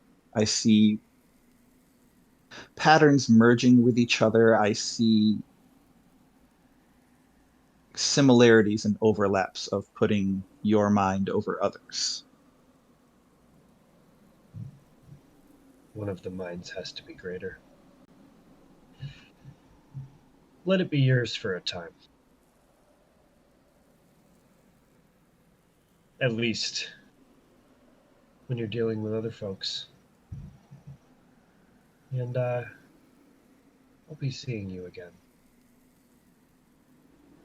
Till we meet again, sir.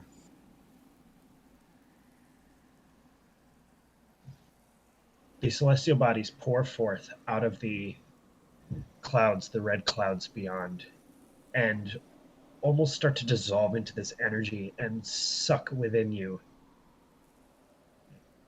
The last thing you hear him say, "I'll see you soon." And the dream begins to fade. As you wake, you now at the 300 level have a +1 to your spell attack and spell save DC as it pertains to enchantment spells. And once per day, you are able to cast Dominate Person without expending a spell slot. Shut the fuck up. That's awesome. Ouch. Question: does that +1 stack with, say, a magic item? Or a flower when she gets it. It would, yeah. Okay, That's good to know. fucking amazing. You come to wake, and the first thing you hear as you wake groggy, like bags under your eyes, and the first thing you hear is Hush basically shouting about what's happening here. Can I have everyone meet up with me, please, for a quick second? I will Mickey! I'll go to wake Mickey up with my glasses on. Just be like, Mickey, Don't touch me. time to wake up. Come on. You're a fucker. Yeah, well, you did this to me. Come on, up time. I hate it too. I'm a little wired this morning, so it's a little different. Nice specs. Thanks. I worked hard on them. Okay. Yeah. Oh boy. Yeah. Okay. I'm awake. What's up, Hush? What? She's like very visibly bashful, and she's just kind of She presents these very crimson combat boots with silver laces and a little lightning bolt charm that hangs from the zipper. And she says, okay, this is a little strange. And I wanted to put these on, but not without really getting familiar with these shoes first. And the best way that I can do that is by requesting a favor from all of you. You woke me up because you got new shoes? Hey, they're pretty cool shoes. If you wanted to put these on for a few seconds, you would feel amazing. Oh, what do you want? Okay, so back home, me and my friends, we would always, sign each other's stuff. Usually we either had like some kind of outfit and our signatures would be on it somehow. But, my friends are scattered all over the world and you guys are right here. So she's going to pass her boots over to Quinn first and say, can you please sign the soles of these shoes? So just write my name on them for you? Mm-hmm. Yep. Okay. Wouldn't it be better to put it on the side? Wouldn't they rub off on the soles after a while? It'll stay. Fair enough. Yes, I will sign my name with a flourish. 'Cause why not? Miki? I'll pass Do you the boots want over to her. my full name? Or do you want my nickname? What do you want? Whatever is most authentic to you. Doesn't matter to me. Okay. Your signature is very personal, and I want that first. She signs it and it looks a little chicken scratchy, but it's there. And she passes it over to Ryan. Here you go. Do I have both shoes? Mm-hmm. I do an ornate R on the left shoe and an ornate L on the right shoe. It's great luck. Because you're Ryan Luna. Oh my god. Wow. Oh my god. Ryan, I owe you a special thanks because you helped me a lot and we're really good company while we were working on these together. So I really appreciate your help. Anytime. I'm excited to see what they do. Faye? Oh yeah, pass it over here. And as I sign them, I'll be like, it's good to know that you're not the sole crafter of the group anymore, Ryan. And I'll hand it back to Hush. Pancake. Pancake too? I'm extending a small little Doesn't have stamp for his he little doesn't paw. have opposable thumbs. How is he going to sign things? I have some ink, he's gonna paw print it or punch it, whatever is most authentic to him. I thought raccoons do have opposable thumbs. Do you reckon you You're- have opposable thumbs? you're- You also you're muted, muted, RJ. That's why. That's why. That's fine, yep. Roll a persuasion check for Pancake. Well, for you to persuade Pancake. I'm Googling this. Natural 17 for total of 18. All right. So you see Pancake.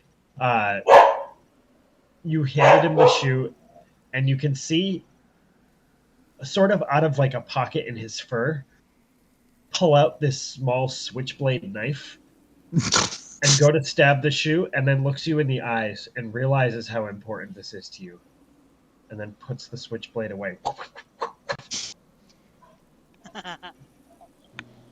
How long have you had that? And then takes his paw and puts it in the ink and puts a little paw print in the sole of the shoe. Awesome. You say, how long have you had that? Yeah, He won't answer your question. I think so. Better left unanswered. But yeah, this is just a custom between me and my friends. So I kind of just wanted to share that with you guys.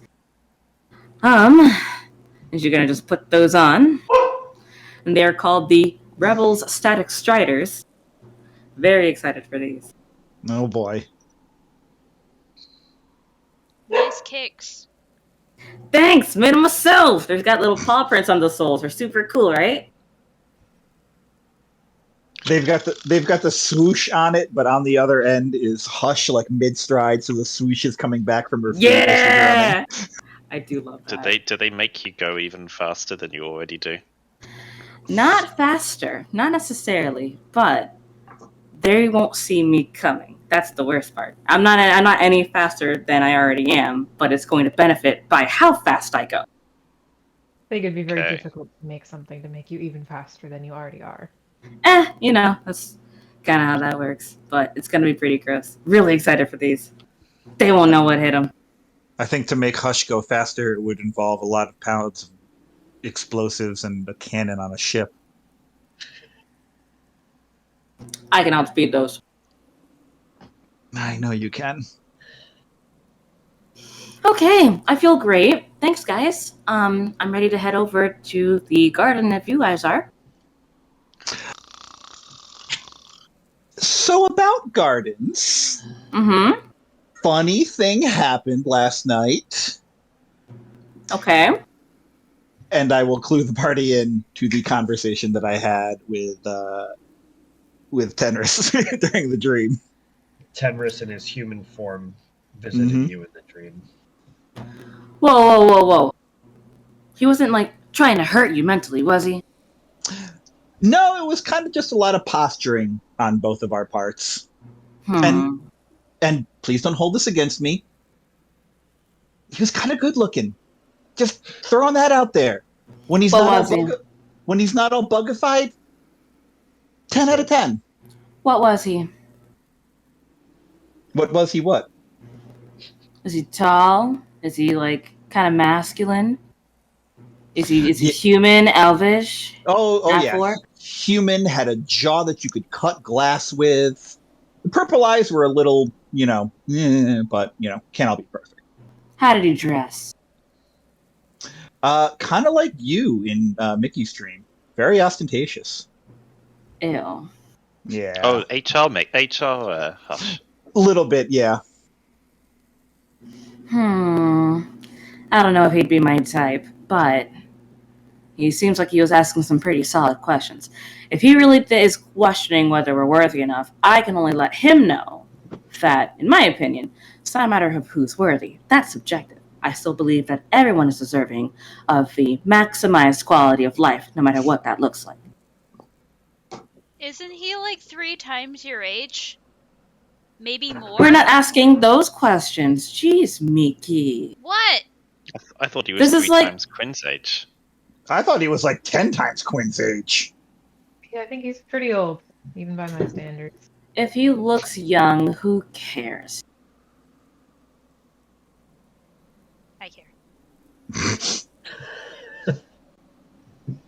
I mean, don't get me wrong. Like, I'm not going to go around in the sheets with him. But that's not even the most important thing. But just tried to get some info out of him, and he was less than cooperative.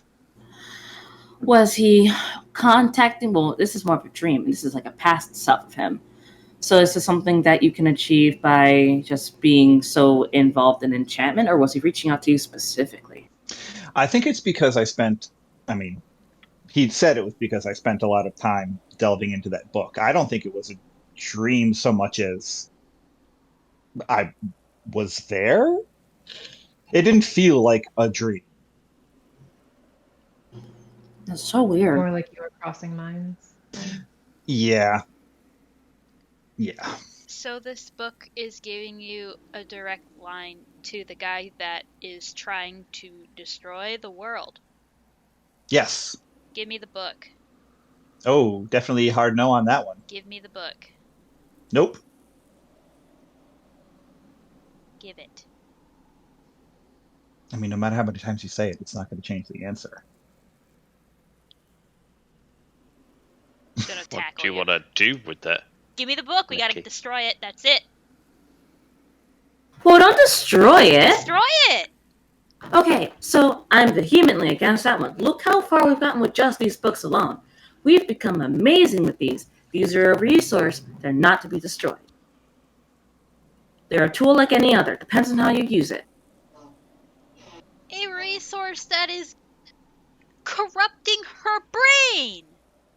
It's still Faye. Just She's find out more already information corrupt. About Fenris. First off, thank you very much for that vote of confidence, Hush. Truly appreciate it. And second off, it's Well- not corrupting my brain. I still want to punch him in the nuts. Insight check. Oh, I actually rolled well. Wow. Honestly, this is a bit of an in. 25. If we can. Oh, jam. 25. Looking I'm- at Faye, I like just grab her she- face and stare at her in the eyes. she does not look brain corrupted. In fact, looks a little. I mean, she looks tired, Mm. but looks a little bit. A little more aware socially. I don't know how to describe that in a person's. Like almost like she's looking back at you, trying to just read what would suit her companions. You get the sense that Tenris didn't corrupt her brain. He actually welcomed the challenge, as Faye described in the dream. Do you know why I read the enchantment book, Mickey? No. Because Tenris took control of your mom. And if there's anything that's going to help us break that enchantment, it's going to be reading this book. As far as I know, this is just more research that she's going to have access to. This is great. Any information that we can get on Tenris is going to be a bonus. I really don't want to kill your mom. First off, she's your mom. And I don't want to do that to you. And second off, and I mean this in the nicest possible way, your mom's fucking huge and has a really big sword. And I would like to not get stabbed through the entirety of my body. So if I can find something in here to break that enchantment,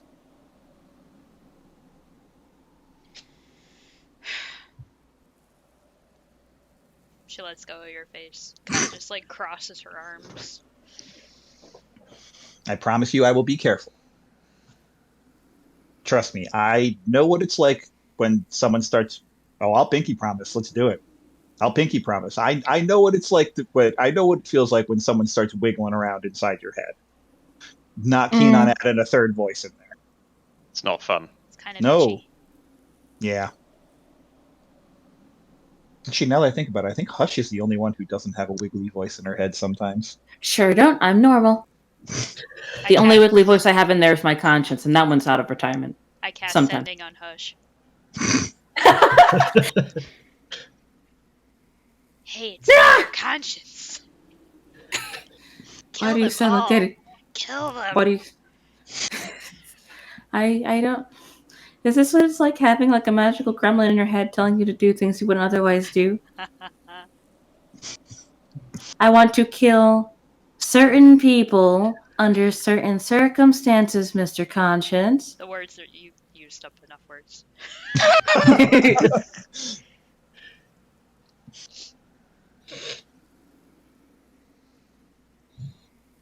Fine. Thank you. The book stays. I am glad we have your permission to keep the books. Damn straight. So, day 2 of travel. Can we roll a d20, please? Faye, that will be you. 15. 15. 7 What? dragons.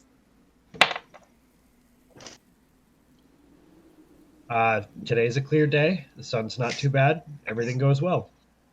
You reach the nighttime. You are able to travel 30 miles on this day. There you go. So what we're going to do, so we can kind of get to the next piece of the story, we are going to go through a few days of this until something happens. And anything you want to do with your rest time, let's No, do it we after gotta the go session. through it.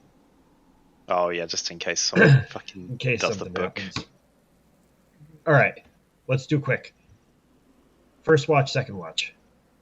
First watch. First watch. I'll watch. Second watch Okay, is Quinn fine. and Hush. Yeah. All right, first watch. What are we doing? Book. Snitching. All right. Book. Arcana check, please. Oh, I need to open it first, so Oh, right. It's the Abjuration book, right? yep. 8. 8 on the Abjuration book roll.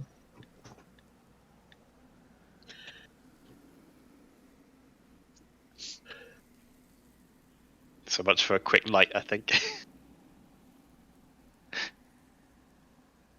I need to go into your character sheet. I'm sorry. Give me just a sec. It's not ominous. These are the reasons that these things can only be rolled once. Oh no.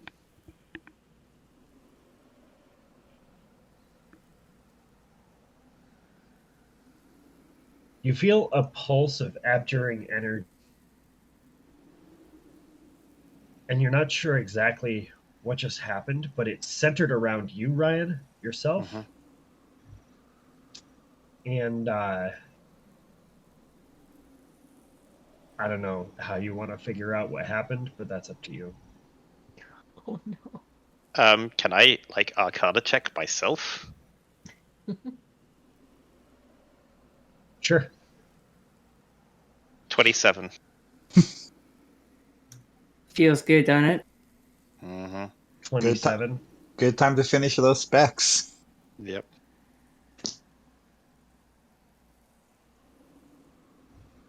All right. What is the least powerful magic item that you have on you right now?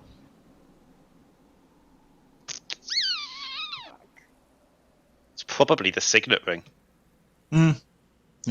You also have a rainbow extract potion. I do, yeah. No, that's Choose right. one of those. Those were expensive. I'm rolling a d6, even for rainbow, odd for signet ring. It's a 4, so it's the rainbow extract. All right.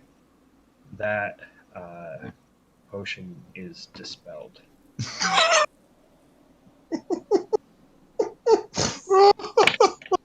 Rip. All the prankability is gone. Oh, Now thank it's God. just tie-dyed water. Yep. Okay. Sweet. Nice. Thank God that can't happen again.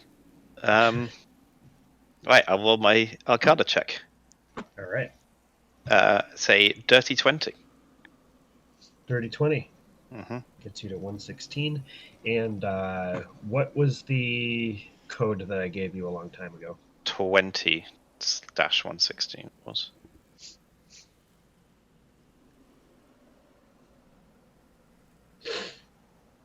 You have a permanent +1 to your AC as your skin hardens a little bit. Damn! What the fuck? That is awesome. Nice. Well, ain't that good for the only frontline fighter? Are you reading again? Yeah, I will. I'll keep Go going. 27. Nice. 116 plus 27. It's 143. 143? Yep. Wow. Okay. That covers your watch. Mickey, you're just sketching? Yeah, I rolled a natural 1. Oh. It explodes. You rip through the parchment. God damn it! Pull it out, crumple it up, shove it in a bag, and start over again. All right. Next watch? Or Faye, which watch are you doing your stuff on? First watch. Okay. What are you doing? Book. It's a 7 on the what the fuck happens roll. Enchantment table, where are you? Here we go, 7.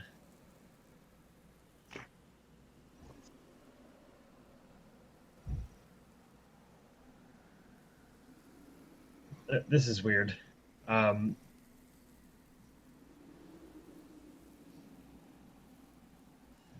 Who are you sitting closest to? Who's up right now is Ryan and Mickey. Mhm. Yep. If Ryan's reading, I'm probably sitting close to him. And who are you sitting second closest to? It could also be a sleeping creature. Then probably Quinn. I'm sure Mickey went off a little bit to do her drawing away from the book madness. All right. Ryan, you have 1 plus D4 to ability. Am I reading the right table here? Yep. Okay. Ryan, you are blessed for 8 hours. Mickey, you are baned for 8 hours. I'm sorry, Quinn. That was me. Quinn. I was like, hey! Yeah. Quinn's Or bane bane for for 8 8 hours. Yep. You Yep. feel 2 springs of energy surge forth and do that to your friends. Quinn's asleep, though. She doesn't know that happened. I won't tell her. I won't say anything if you don't. All right, Can't now roll not tell her. 2 Arcana checks. That'd be a 12 and a 3. I'm a little So 15 distracted. altogether, you're at Ye- 320. Okay. Next up, next watch will be Mhm. Hush and Quinn. Man, my head is hurting for some reason. Mm, You have a migraine. Do you need more sleep? no. Want some water? She needs to I mean- hydrate. No, I'm good. The desert gets dry. I I mean, guess so, yeah. take a wild stab in the dark why that might be. We're in the middle of the desert. Yeah.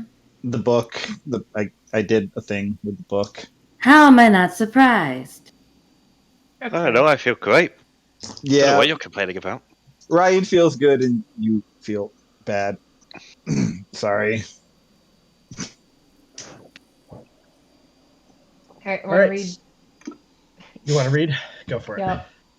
So opening the book, it's another fucking 18. What the fuck? I'm It's rolling like a the different spirits dice of the next time, The spirits of the dead are just gravitating towards you. but I guess so.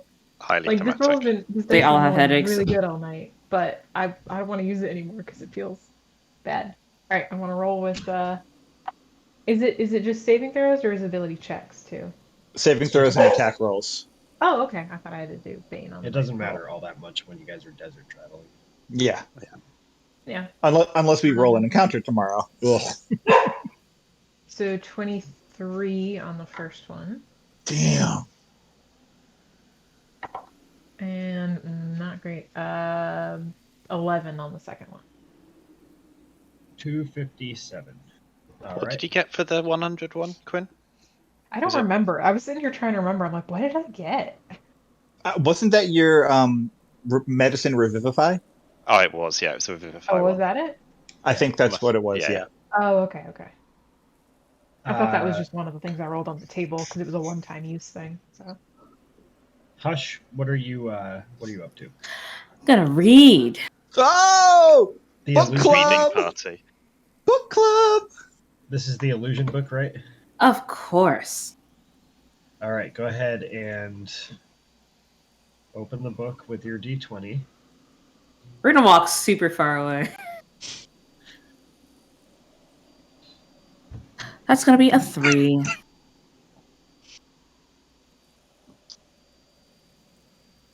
Oh, you guys already rolled this in the press absolve, so nothing happens. Yes!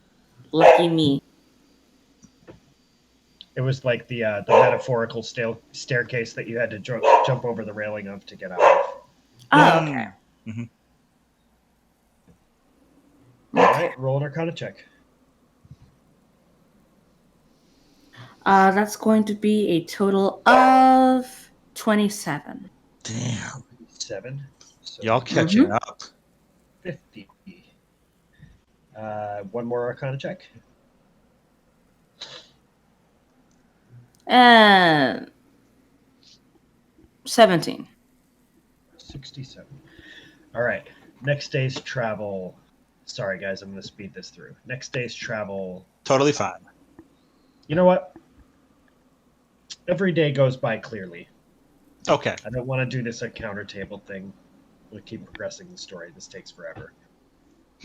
So we will go back and if anything interesting happens in these reading sessions or these crafting sessions or anything like that, and one other thing to cover, we will do it like retro at the beginning of next session. We're just going to like hit on the biggest points of what happened. But Gotcha. when it comes to the calendar, it will take you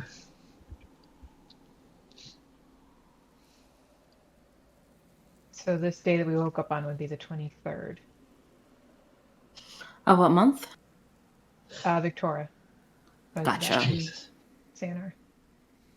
So now we're in Janar. Mm-hmm. Oh, wow. So, over the next few days, you pass by a large city that seems to be built into a bowl that's kind of built onto the sides of these great sand dunes, but we're talking like miles across. And it's almost like a self-contained city, and you can see that there seems to be some kind of like water steam rising from the city itself. There's a large, 3 large towers that come out of the bowl. One of them kind of twists around and up like that, and the one of them looks like it's made purely of granite, and the third one is just like this tall, skinny pillar. The city itself, you would pass the. No, you wouldn't pass any of the gates to it. But you would see a large body of water that seems to have just been plopped there. Like it's not something that looks like it should be there in the very center of the desert. It's real off-putting to someone who hasn't seen the city before. All of the architecture is like this sandstone. Brass is a huge theme in Prasath. But there are these like almost like Egyptian hieroglyphs that go around the sides of the sandstone, like around the bowl of the city itself. That is the city of Jalu. It is massive. Looks more populated than R'lyeh, but not as area-wise, not as large. It's kind of a city that's built on top of itself in layers. You continue forth over the next few days. You pass by a plot of land where there still seems to be some daisies. That's used to be a mesa and is now just not there. You do see, as you're going closer and closer to this, you see coming off the road from Jalu, there are people traveling towards Fargoland, the theme park that you were once at. And you do see people kind of just going in and out of that place. As you pass by Fargoland, you can see the roller coaster and the 3 towers there. And then you reach the mountain range. The Ubekha Mountains are tall but passable. There are pretty wide gaps in between them, and on Wyvern back, it really makes no effort to impede you. But the weird thing, especially for Mickey and Ryan, is that the landscape here, as you pass over the mountains, drastically changes. It goes from this very dry, arid desert climate, and you can start to feel the air change into this almost more moist, textured, even low-hanging cloud wisps that kind of float by you as you're pushing through them. It is pretty drastic and abrupt. And you continue onward, and you're not stopping on Manyalu, you are going straight to the Black Dot, right? Yes. Right. So, looking into the Metal Forest, you would see that there are these very almost vibrant brown trees that stand pretty tall. You continue forth, and at some point you're going to have to land to start traveling through the forest. But there's a lot of hills. It's very New England in the summertime, out in the Appalachians, kind of like up and down and up and down in these like rolling hills type way. There's trails that go around the sides of larger hills and small mountains, and you like there's a lot of bugs flying around. There's almost sweet and murky smells in the air that kind of mix together. The trees at this time of year are passing from winter to spring in that range where the trees are starting to gain their leaves, but the permafrost has just melted, so this wouldn't have permafrost.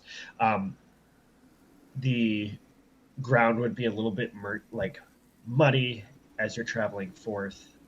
There is like dead brush in places, fallen over trees blocking parts of the path. But you continue forth toward the spot on your map there. How would you like to approach? I'm guessing the spot is in the forest, so... It seems to be at the northeast corner of the forest.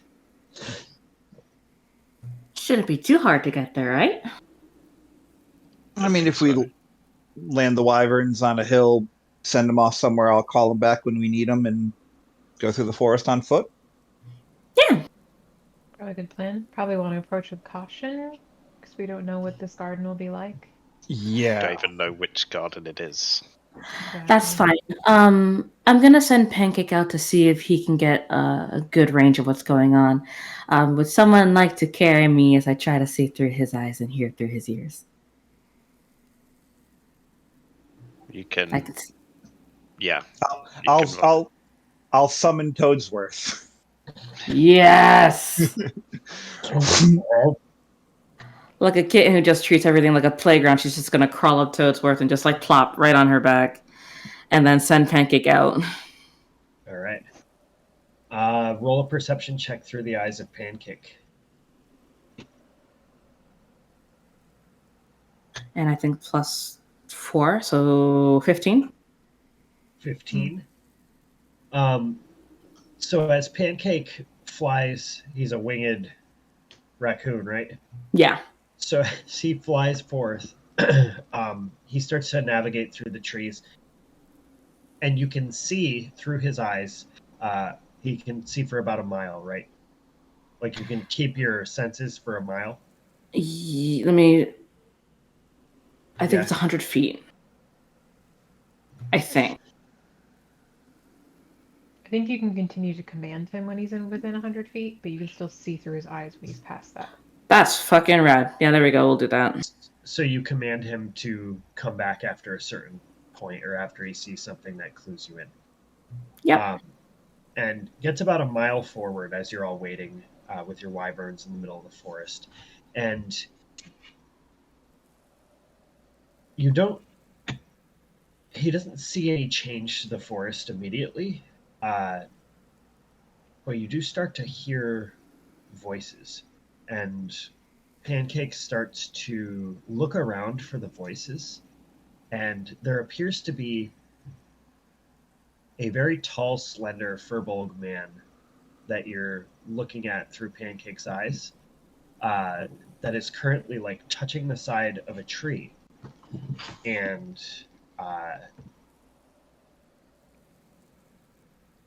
talking out loud to nobody except maybe the tree. Speaking in a language I don't think you understand. No, but with comprehend, I don't know if I can do that. You can also understand any written.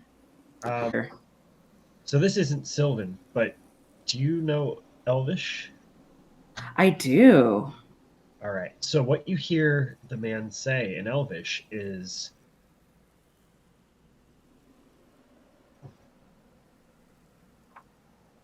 "Blessed tree of the brown wood.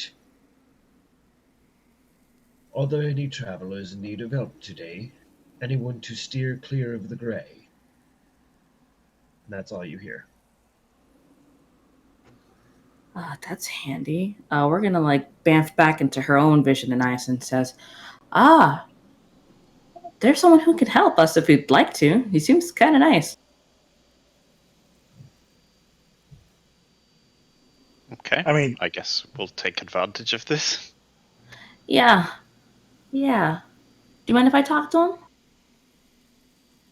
Go on. through Pancake? Oh, not through Pancake. Once we get closer. I Oh, know where okay. Pancake is. Punching a new friend. I was You gonna say, have I don't lost- know how well okay. it'll go. Yes.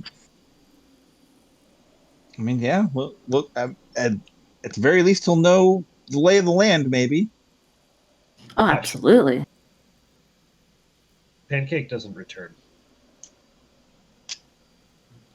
Cake? Nothing. Pancake? Can I see through his eyes again? You go to see through his eyes, and something prevents you from going there. Arcana check to see what the fuck happened. You okay over there, Hush? 23? 23? Yeah. Some sort of barrier almost blocking you from being able to communicate to reestablish the link with Pancake. That's weird. What's I think there's weird? I think there's some kind of arcane interference going on here. I can't get back into his head. Oh, maybe new friend ate him. No, if he ate him, I would definitely know if the spell ended. I don't think the spell's done. Maybe he just got further out of your range, whatever it is. That's odd. Let's definitely get to that location, but let's try and be a little bit careful about it. I don't know what the heck's going on. I don't know if it's this place, but rather be on the safe side. All right, so we're proceeding on foot. I'll send Becky and everyone away. Okay. Probably the best too, yeah. Where are you Just telling the keep your wyverns eyes to go?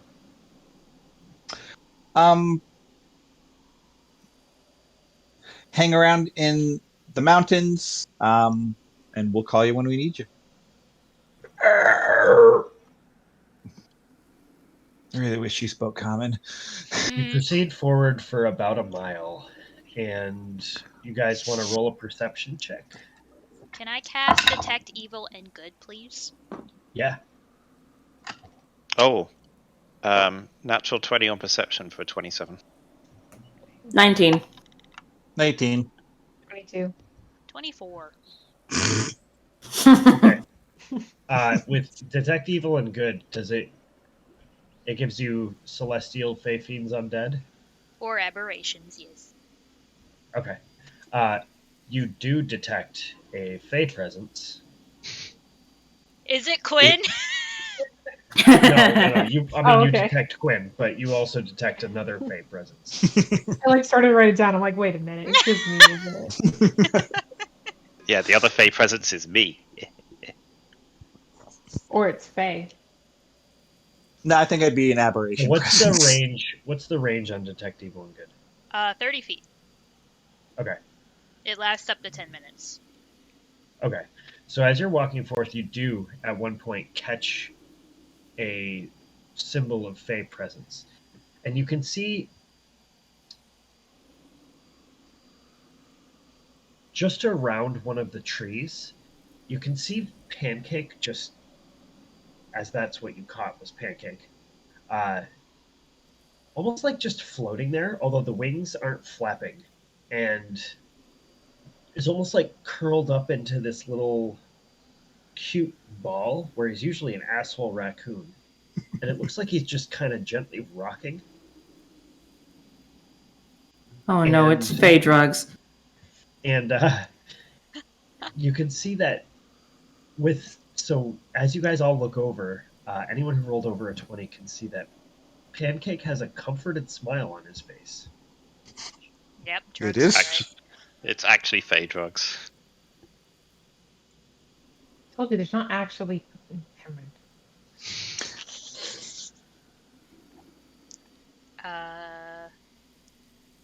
Should we wake him up? I'm not doing that. You guys go do that. Is he just so he's like hovering? Can I climb a tree to get as close to him as I can? You start to scurry up the tree, and then Pancake, not by his own influence, it looks like his wings don't flap, but he sort of like moves a little bit around to another side. And as you spiral, Pancake spirals as well. And you What hear, the hell?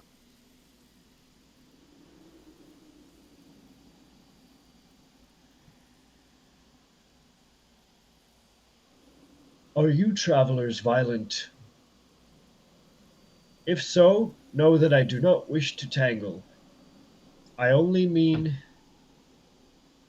to be a shepherd for those who are lost." Hello? I mean, like in general violent, or did we come here with malicious intent? Did you come here with intent to hurt or rob me? No. no? No, No. but if you don't give him my raccoon back, it might turn that way. Please give him my raccoon back. This is surely not your raccoon. He is so sweet.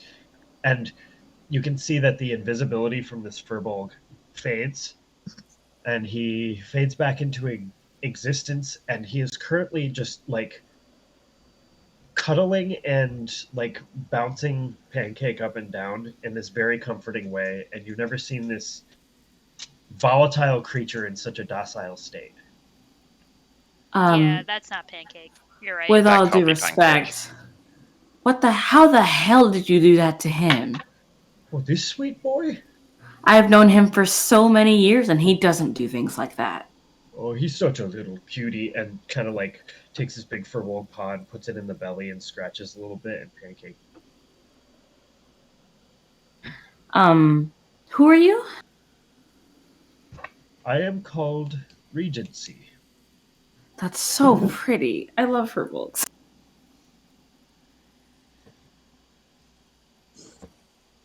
Well, hey, if we can talk while you're keeping that beast tame, that's amazing in my book.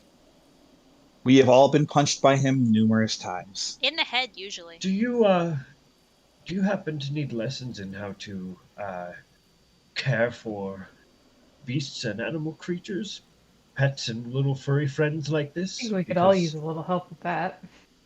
it seems like you have had bad experiences with this one, and I must say he's a very sweet little boy.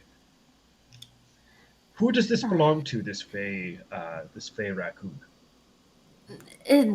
On paper, me, but it's more so. It's a transactional kind of agreement we have going on here. What does that mean? It means that I have an arcane influence over him, but I don't like to be so pushy that he just can't make decisions on his own. He's a familiar. He's a familiar, yes. Oh, well, he must love you if he was able to be loyal to you in that state. Yeah, you might be right. Oh, Love. trust me, dear. I'm right. So, Regency, do you know how you can get us all to, can I have the map and show him where it is? Yeah. All right, so I'm going to show him where we need to go on the map. Can you point us to this direction? He looks at the map and looks up at all of you. Why are you trying to get to the Grey Wood? That is not a place where people go. Is it dangerous? Yes, I am specifically here to shepherd people away from the Grey Wood. Oh, well, I think we can take care of ourselves if we decide to go there. It's not our first rodeo with encountering places like these. Huh. I'm sorry. Why? We're on a bit of a mission, to just do some research, and it's a very in and out situation.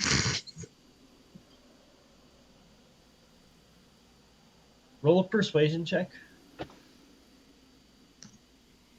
3.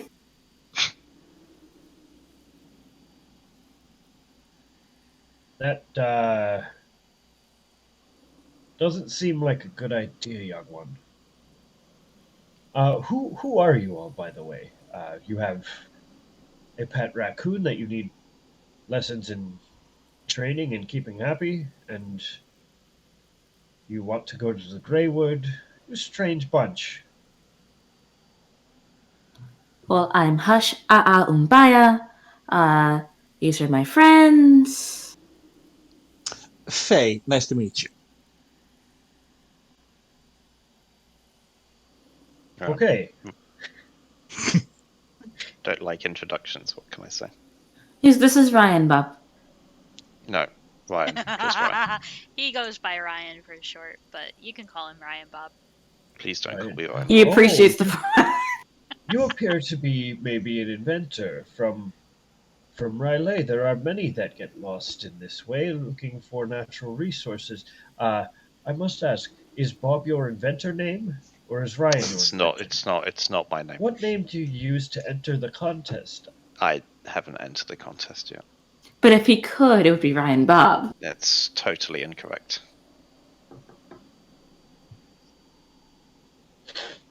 He looks over at you, Quinn, and gives you just kind of a knowing, familiar nod, as if to understand a little deeper your Eladrin nature. My name is Quinn. It's a pleasure to meet you, and hopefully you can help us with this. We've found other places of power similar to what we think we'd find in your Grey Wood. So we were hoping to do a little more research about it to see if it's similar to what we found in the past. We do know what we're getting into for the most part.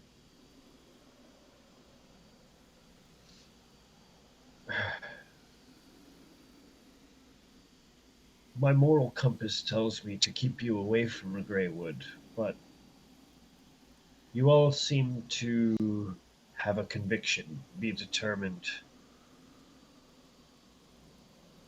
I wonder why, but if you must know where it is, if you walk 3 more miles to your northeast, you will come upon a large hill that is bare, unlike the others. As you pass over this hill, you will realize the hill is much larger than you originally had thought. And then you will proceed downward. You will see that the coloration of the trees has changed into something more monochromatic. And all that was left there is gray. There are stone structures of ancient origin that lay within these woods. And some of the plant life is very dangerous. be very careful. Aye, aye. Some of my tribe thinks that some kind of maelstrom from the elemental planes had struck a piece of the wood a very long time ago, and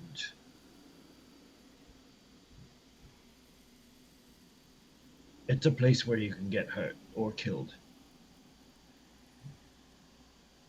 Don't lose your lives venturing somewhere where you don't need to go. But if you need to go, that is where it is. We appreciate your words of caution.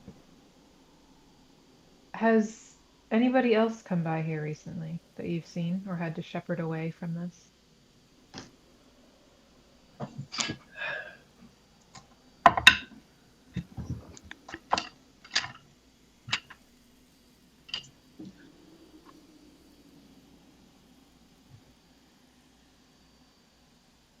Roll a persuasion check as he looks guarded at that question. Oh, good thing I'm good at persuasion. Except when I roll low. 13. 13.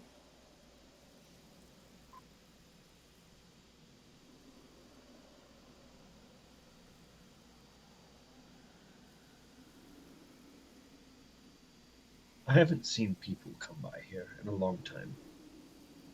Insight check. Yeah, I was going I to say I might- want to insight check that too. Okay.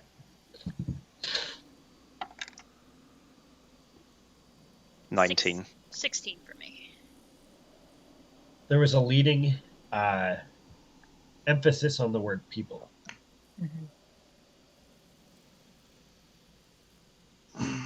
But on the outskirts of the Greywood, I have seen creatures unfamiliar to this place, unfamiliar to the wood itself. They didn't What seem did they to look be like? going into the gray, just on the perimeter.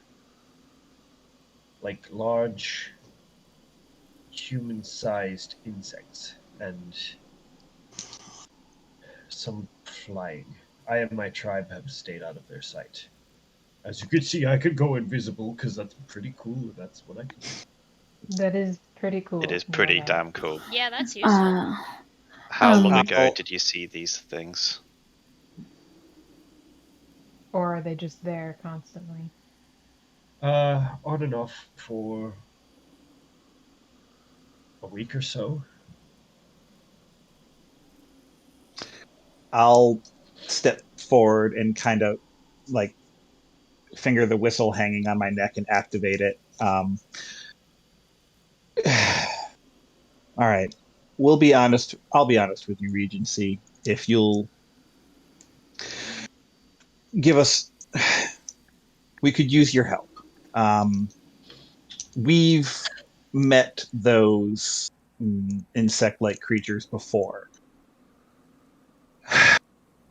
Are you sure you didn't see anyone else in there? We've met someone who is insect-like in his nature.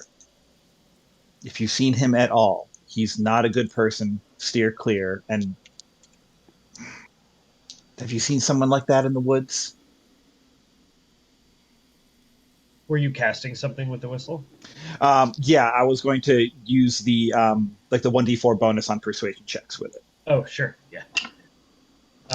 Roll persuasion check. Ooh wee. Okay. That's Jesus Christ. That's a 28.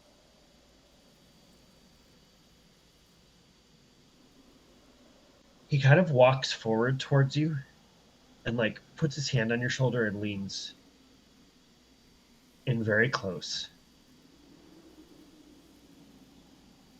Don't tell anyone in my tribe. I did see a man, almost a man, almost like a man bug person. But it flew directly toward the Greywood and then was stopped dead in its tracks by something invisible. And then it slammed into it again and again. It seemed to want to go there, but could not.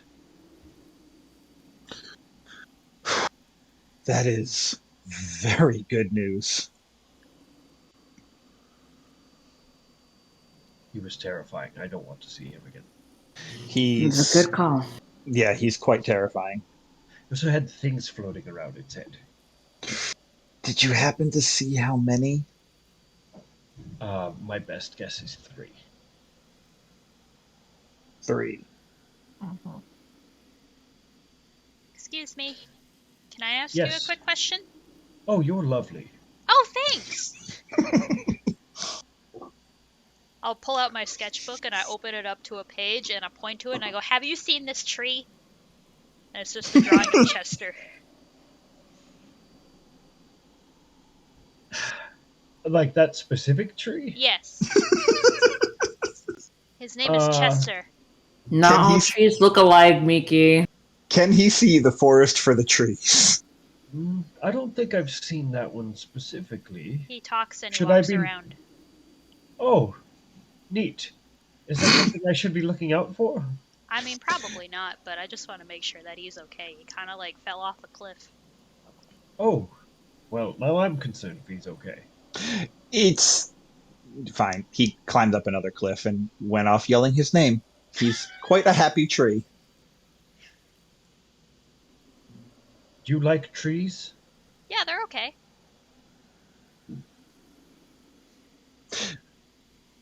Would you like a guide into the Greywood? Yes, Yes, please. please. Yeah, I think we'd very much appreciate that. Since you like trees and need help training animals, I will go with you. And if you can keep Pancake calm the whole time, ooh, you are our new best friend, Regency. Yeah, I think you should join our group. I Does your wouldn't group want have to a name? split him from the tribe. We are the Star Seekers. Oh. I know this guy who's a druid of the stars, but that's not me. Oh. Who are you? Oh. What do you do? Besides calm him. I am from the Circle of the Shepherd. Oh, that's cool. I don't know what that means, but do you like trees? I love trees. I talk to them all the time. Nice. Would you say you're a druid? I am. I'm a druid of the Metal Forest. Heard about your clans. You have? Read about them in a period of more hefty reading. Wait. We're in books? Mentioned sometimes. Do you hate religion? Come at him hard. I have met people who are religious. I have met people who hate religion. I don't really know what it is. All I know is that I am an agent of nature. Alright, good enough for me. Do you hate religion? No. I kind of have like a whole relationship with a god. Apparently they're real. My mom's an Faith- angel. Faith just actually laughing. I hate my mom! Your mom is an angel. Yes. He's dropping shit. Then I must escort you into the Grey Wood if that's where you wish to go. Yes, please. Okay. Who's a good boy? Do you want to get going? Do you want to get going? He looks down at Pancake. Pancake just smiles and paws at his face, not with a punching motion, but with a little gentle tap. He is so cute when he's not pissed off. Look at him. He just goes at you. I'm gonna draw this. I'm gonna draw him looking adorable and cute. Immortalized for all of time. Yep. And Regency begins to lead you into the Grey Wood. You crest over the top of the hill and you can see the landscape completely shift. As you look over the hill in this downward slope, you can see that there's almost like this cloudy monochromatic scape to all of this place. Off in the distance, you can see the crumbled ruins of stone and structures that were once there, but you can see that there is just this little bit of underglow coming from some of the trees. Just beneath the bark somewhere, there's just this faded oranges and blues, and it's real creepy looking. And as you start to proceed down to the Greywood, I think we're going to end it there. Oh, it's a good stopping point. Oh, yeah. Mm-hmm.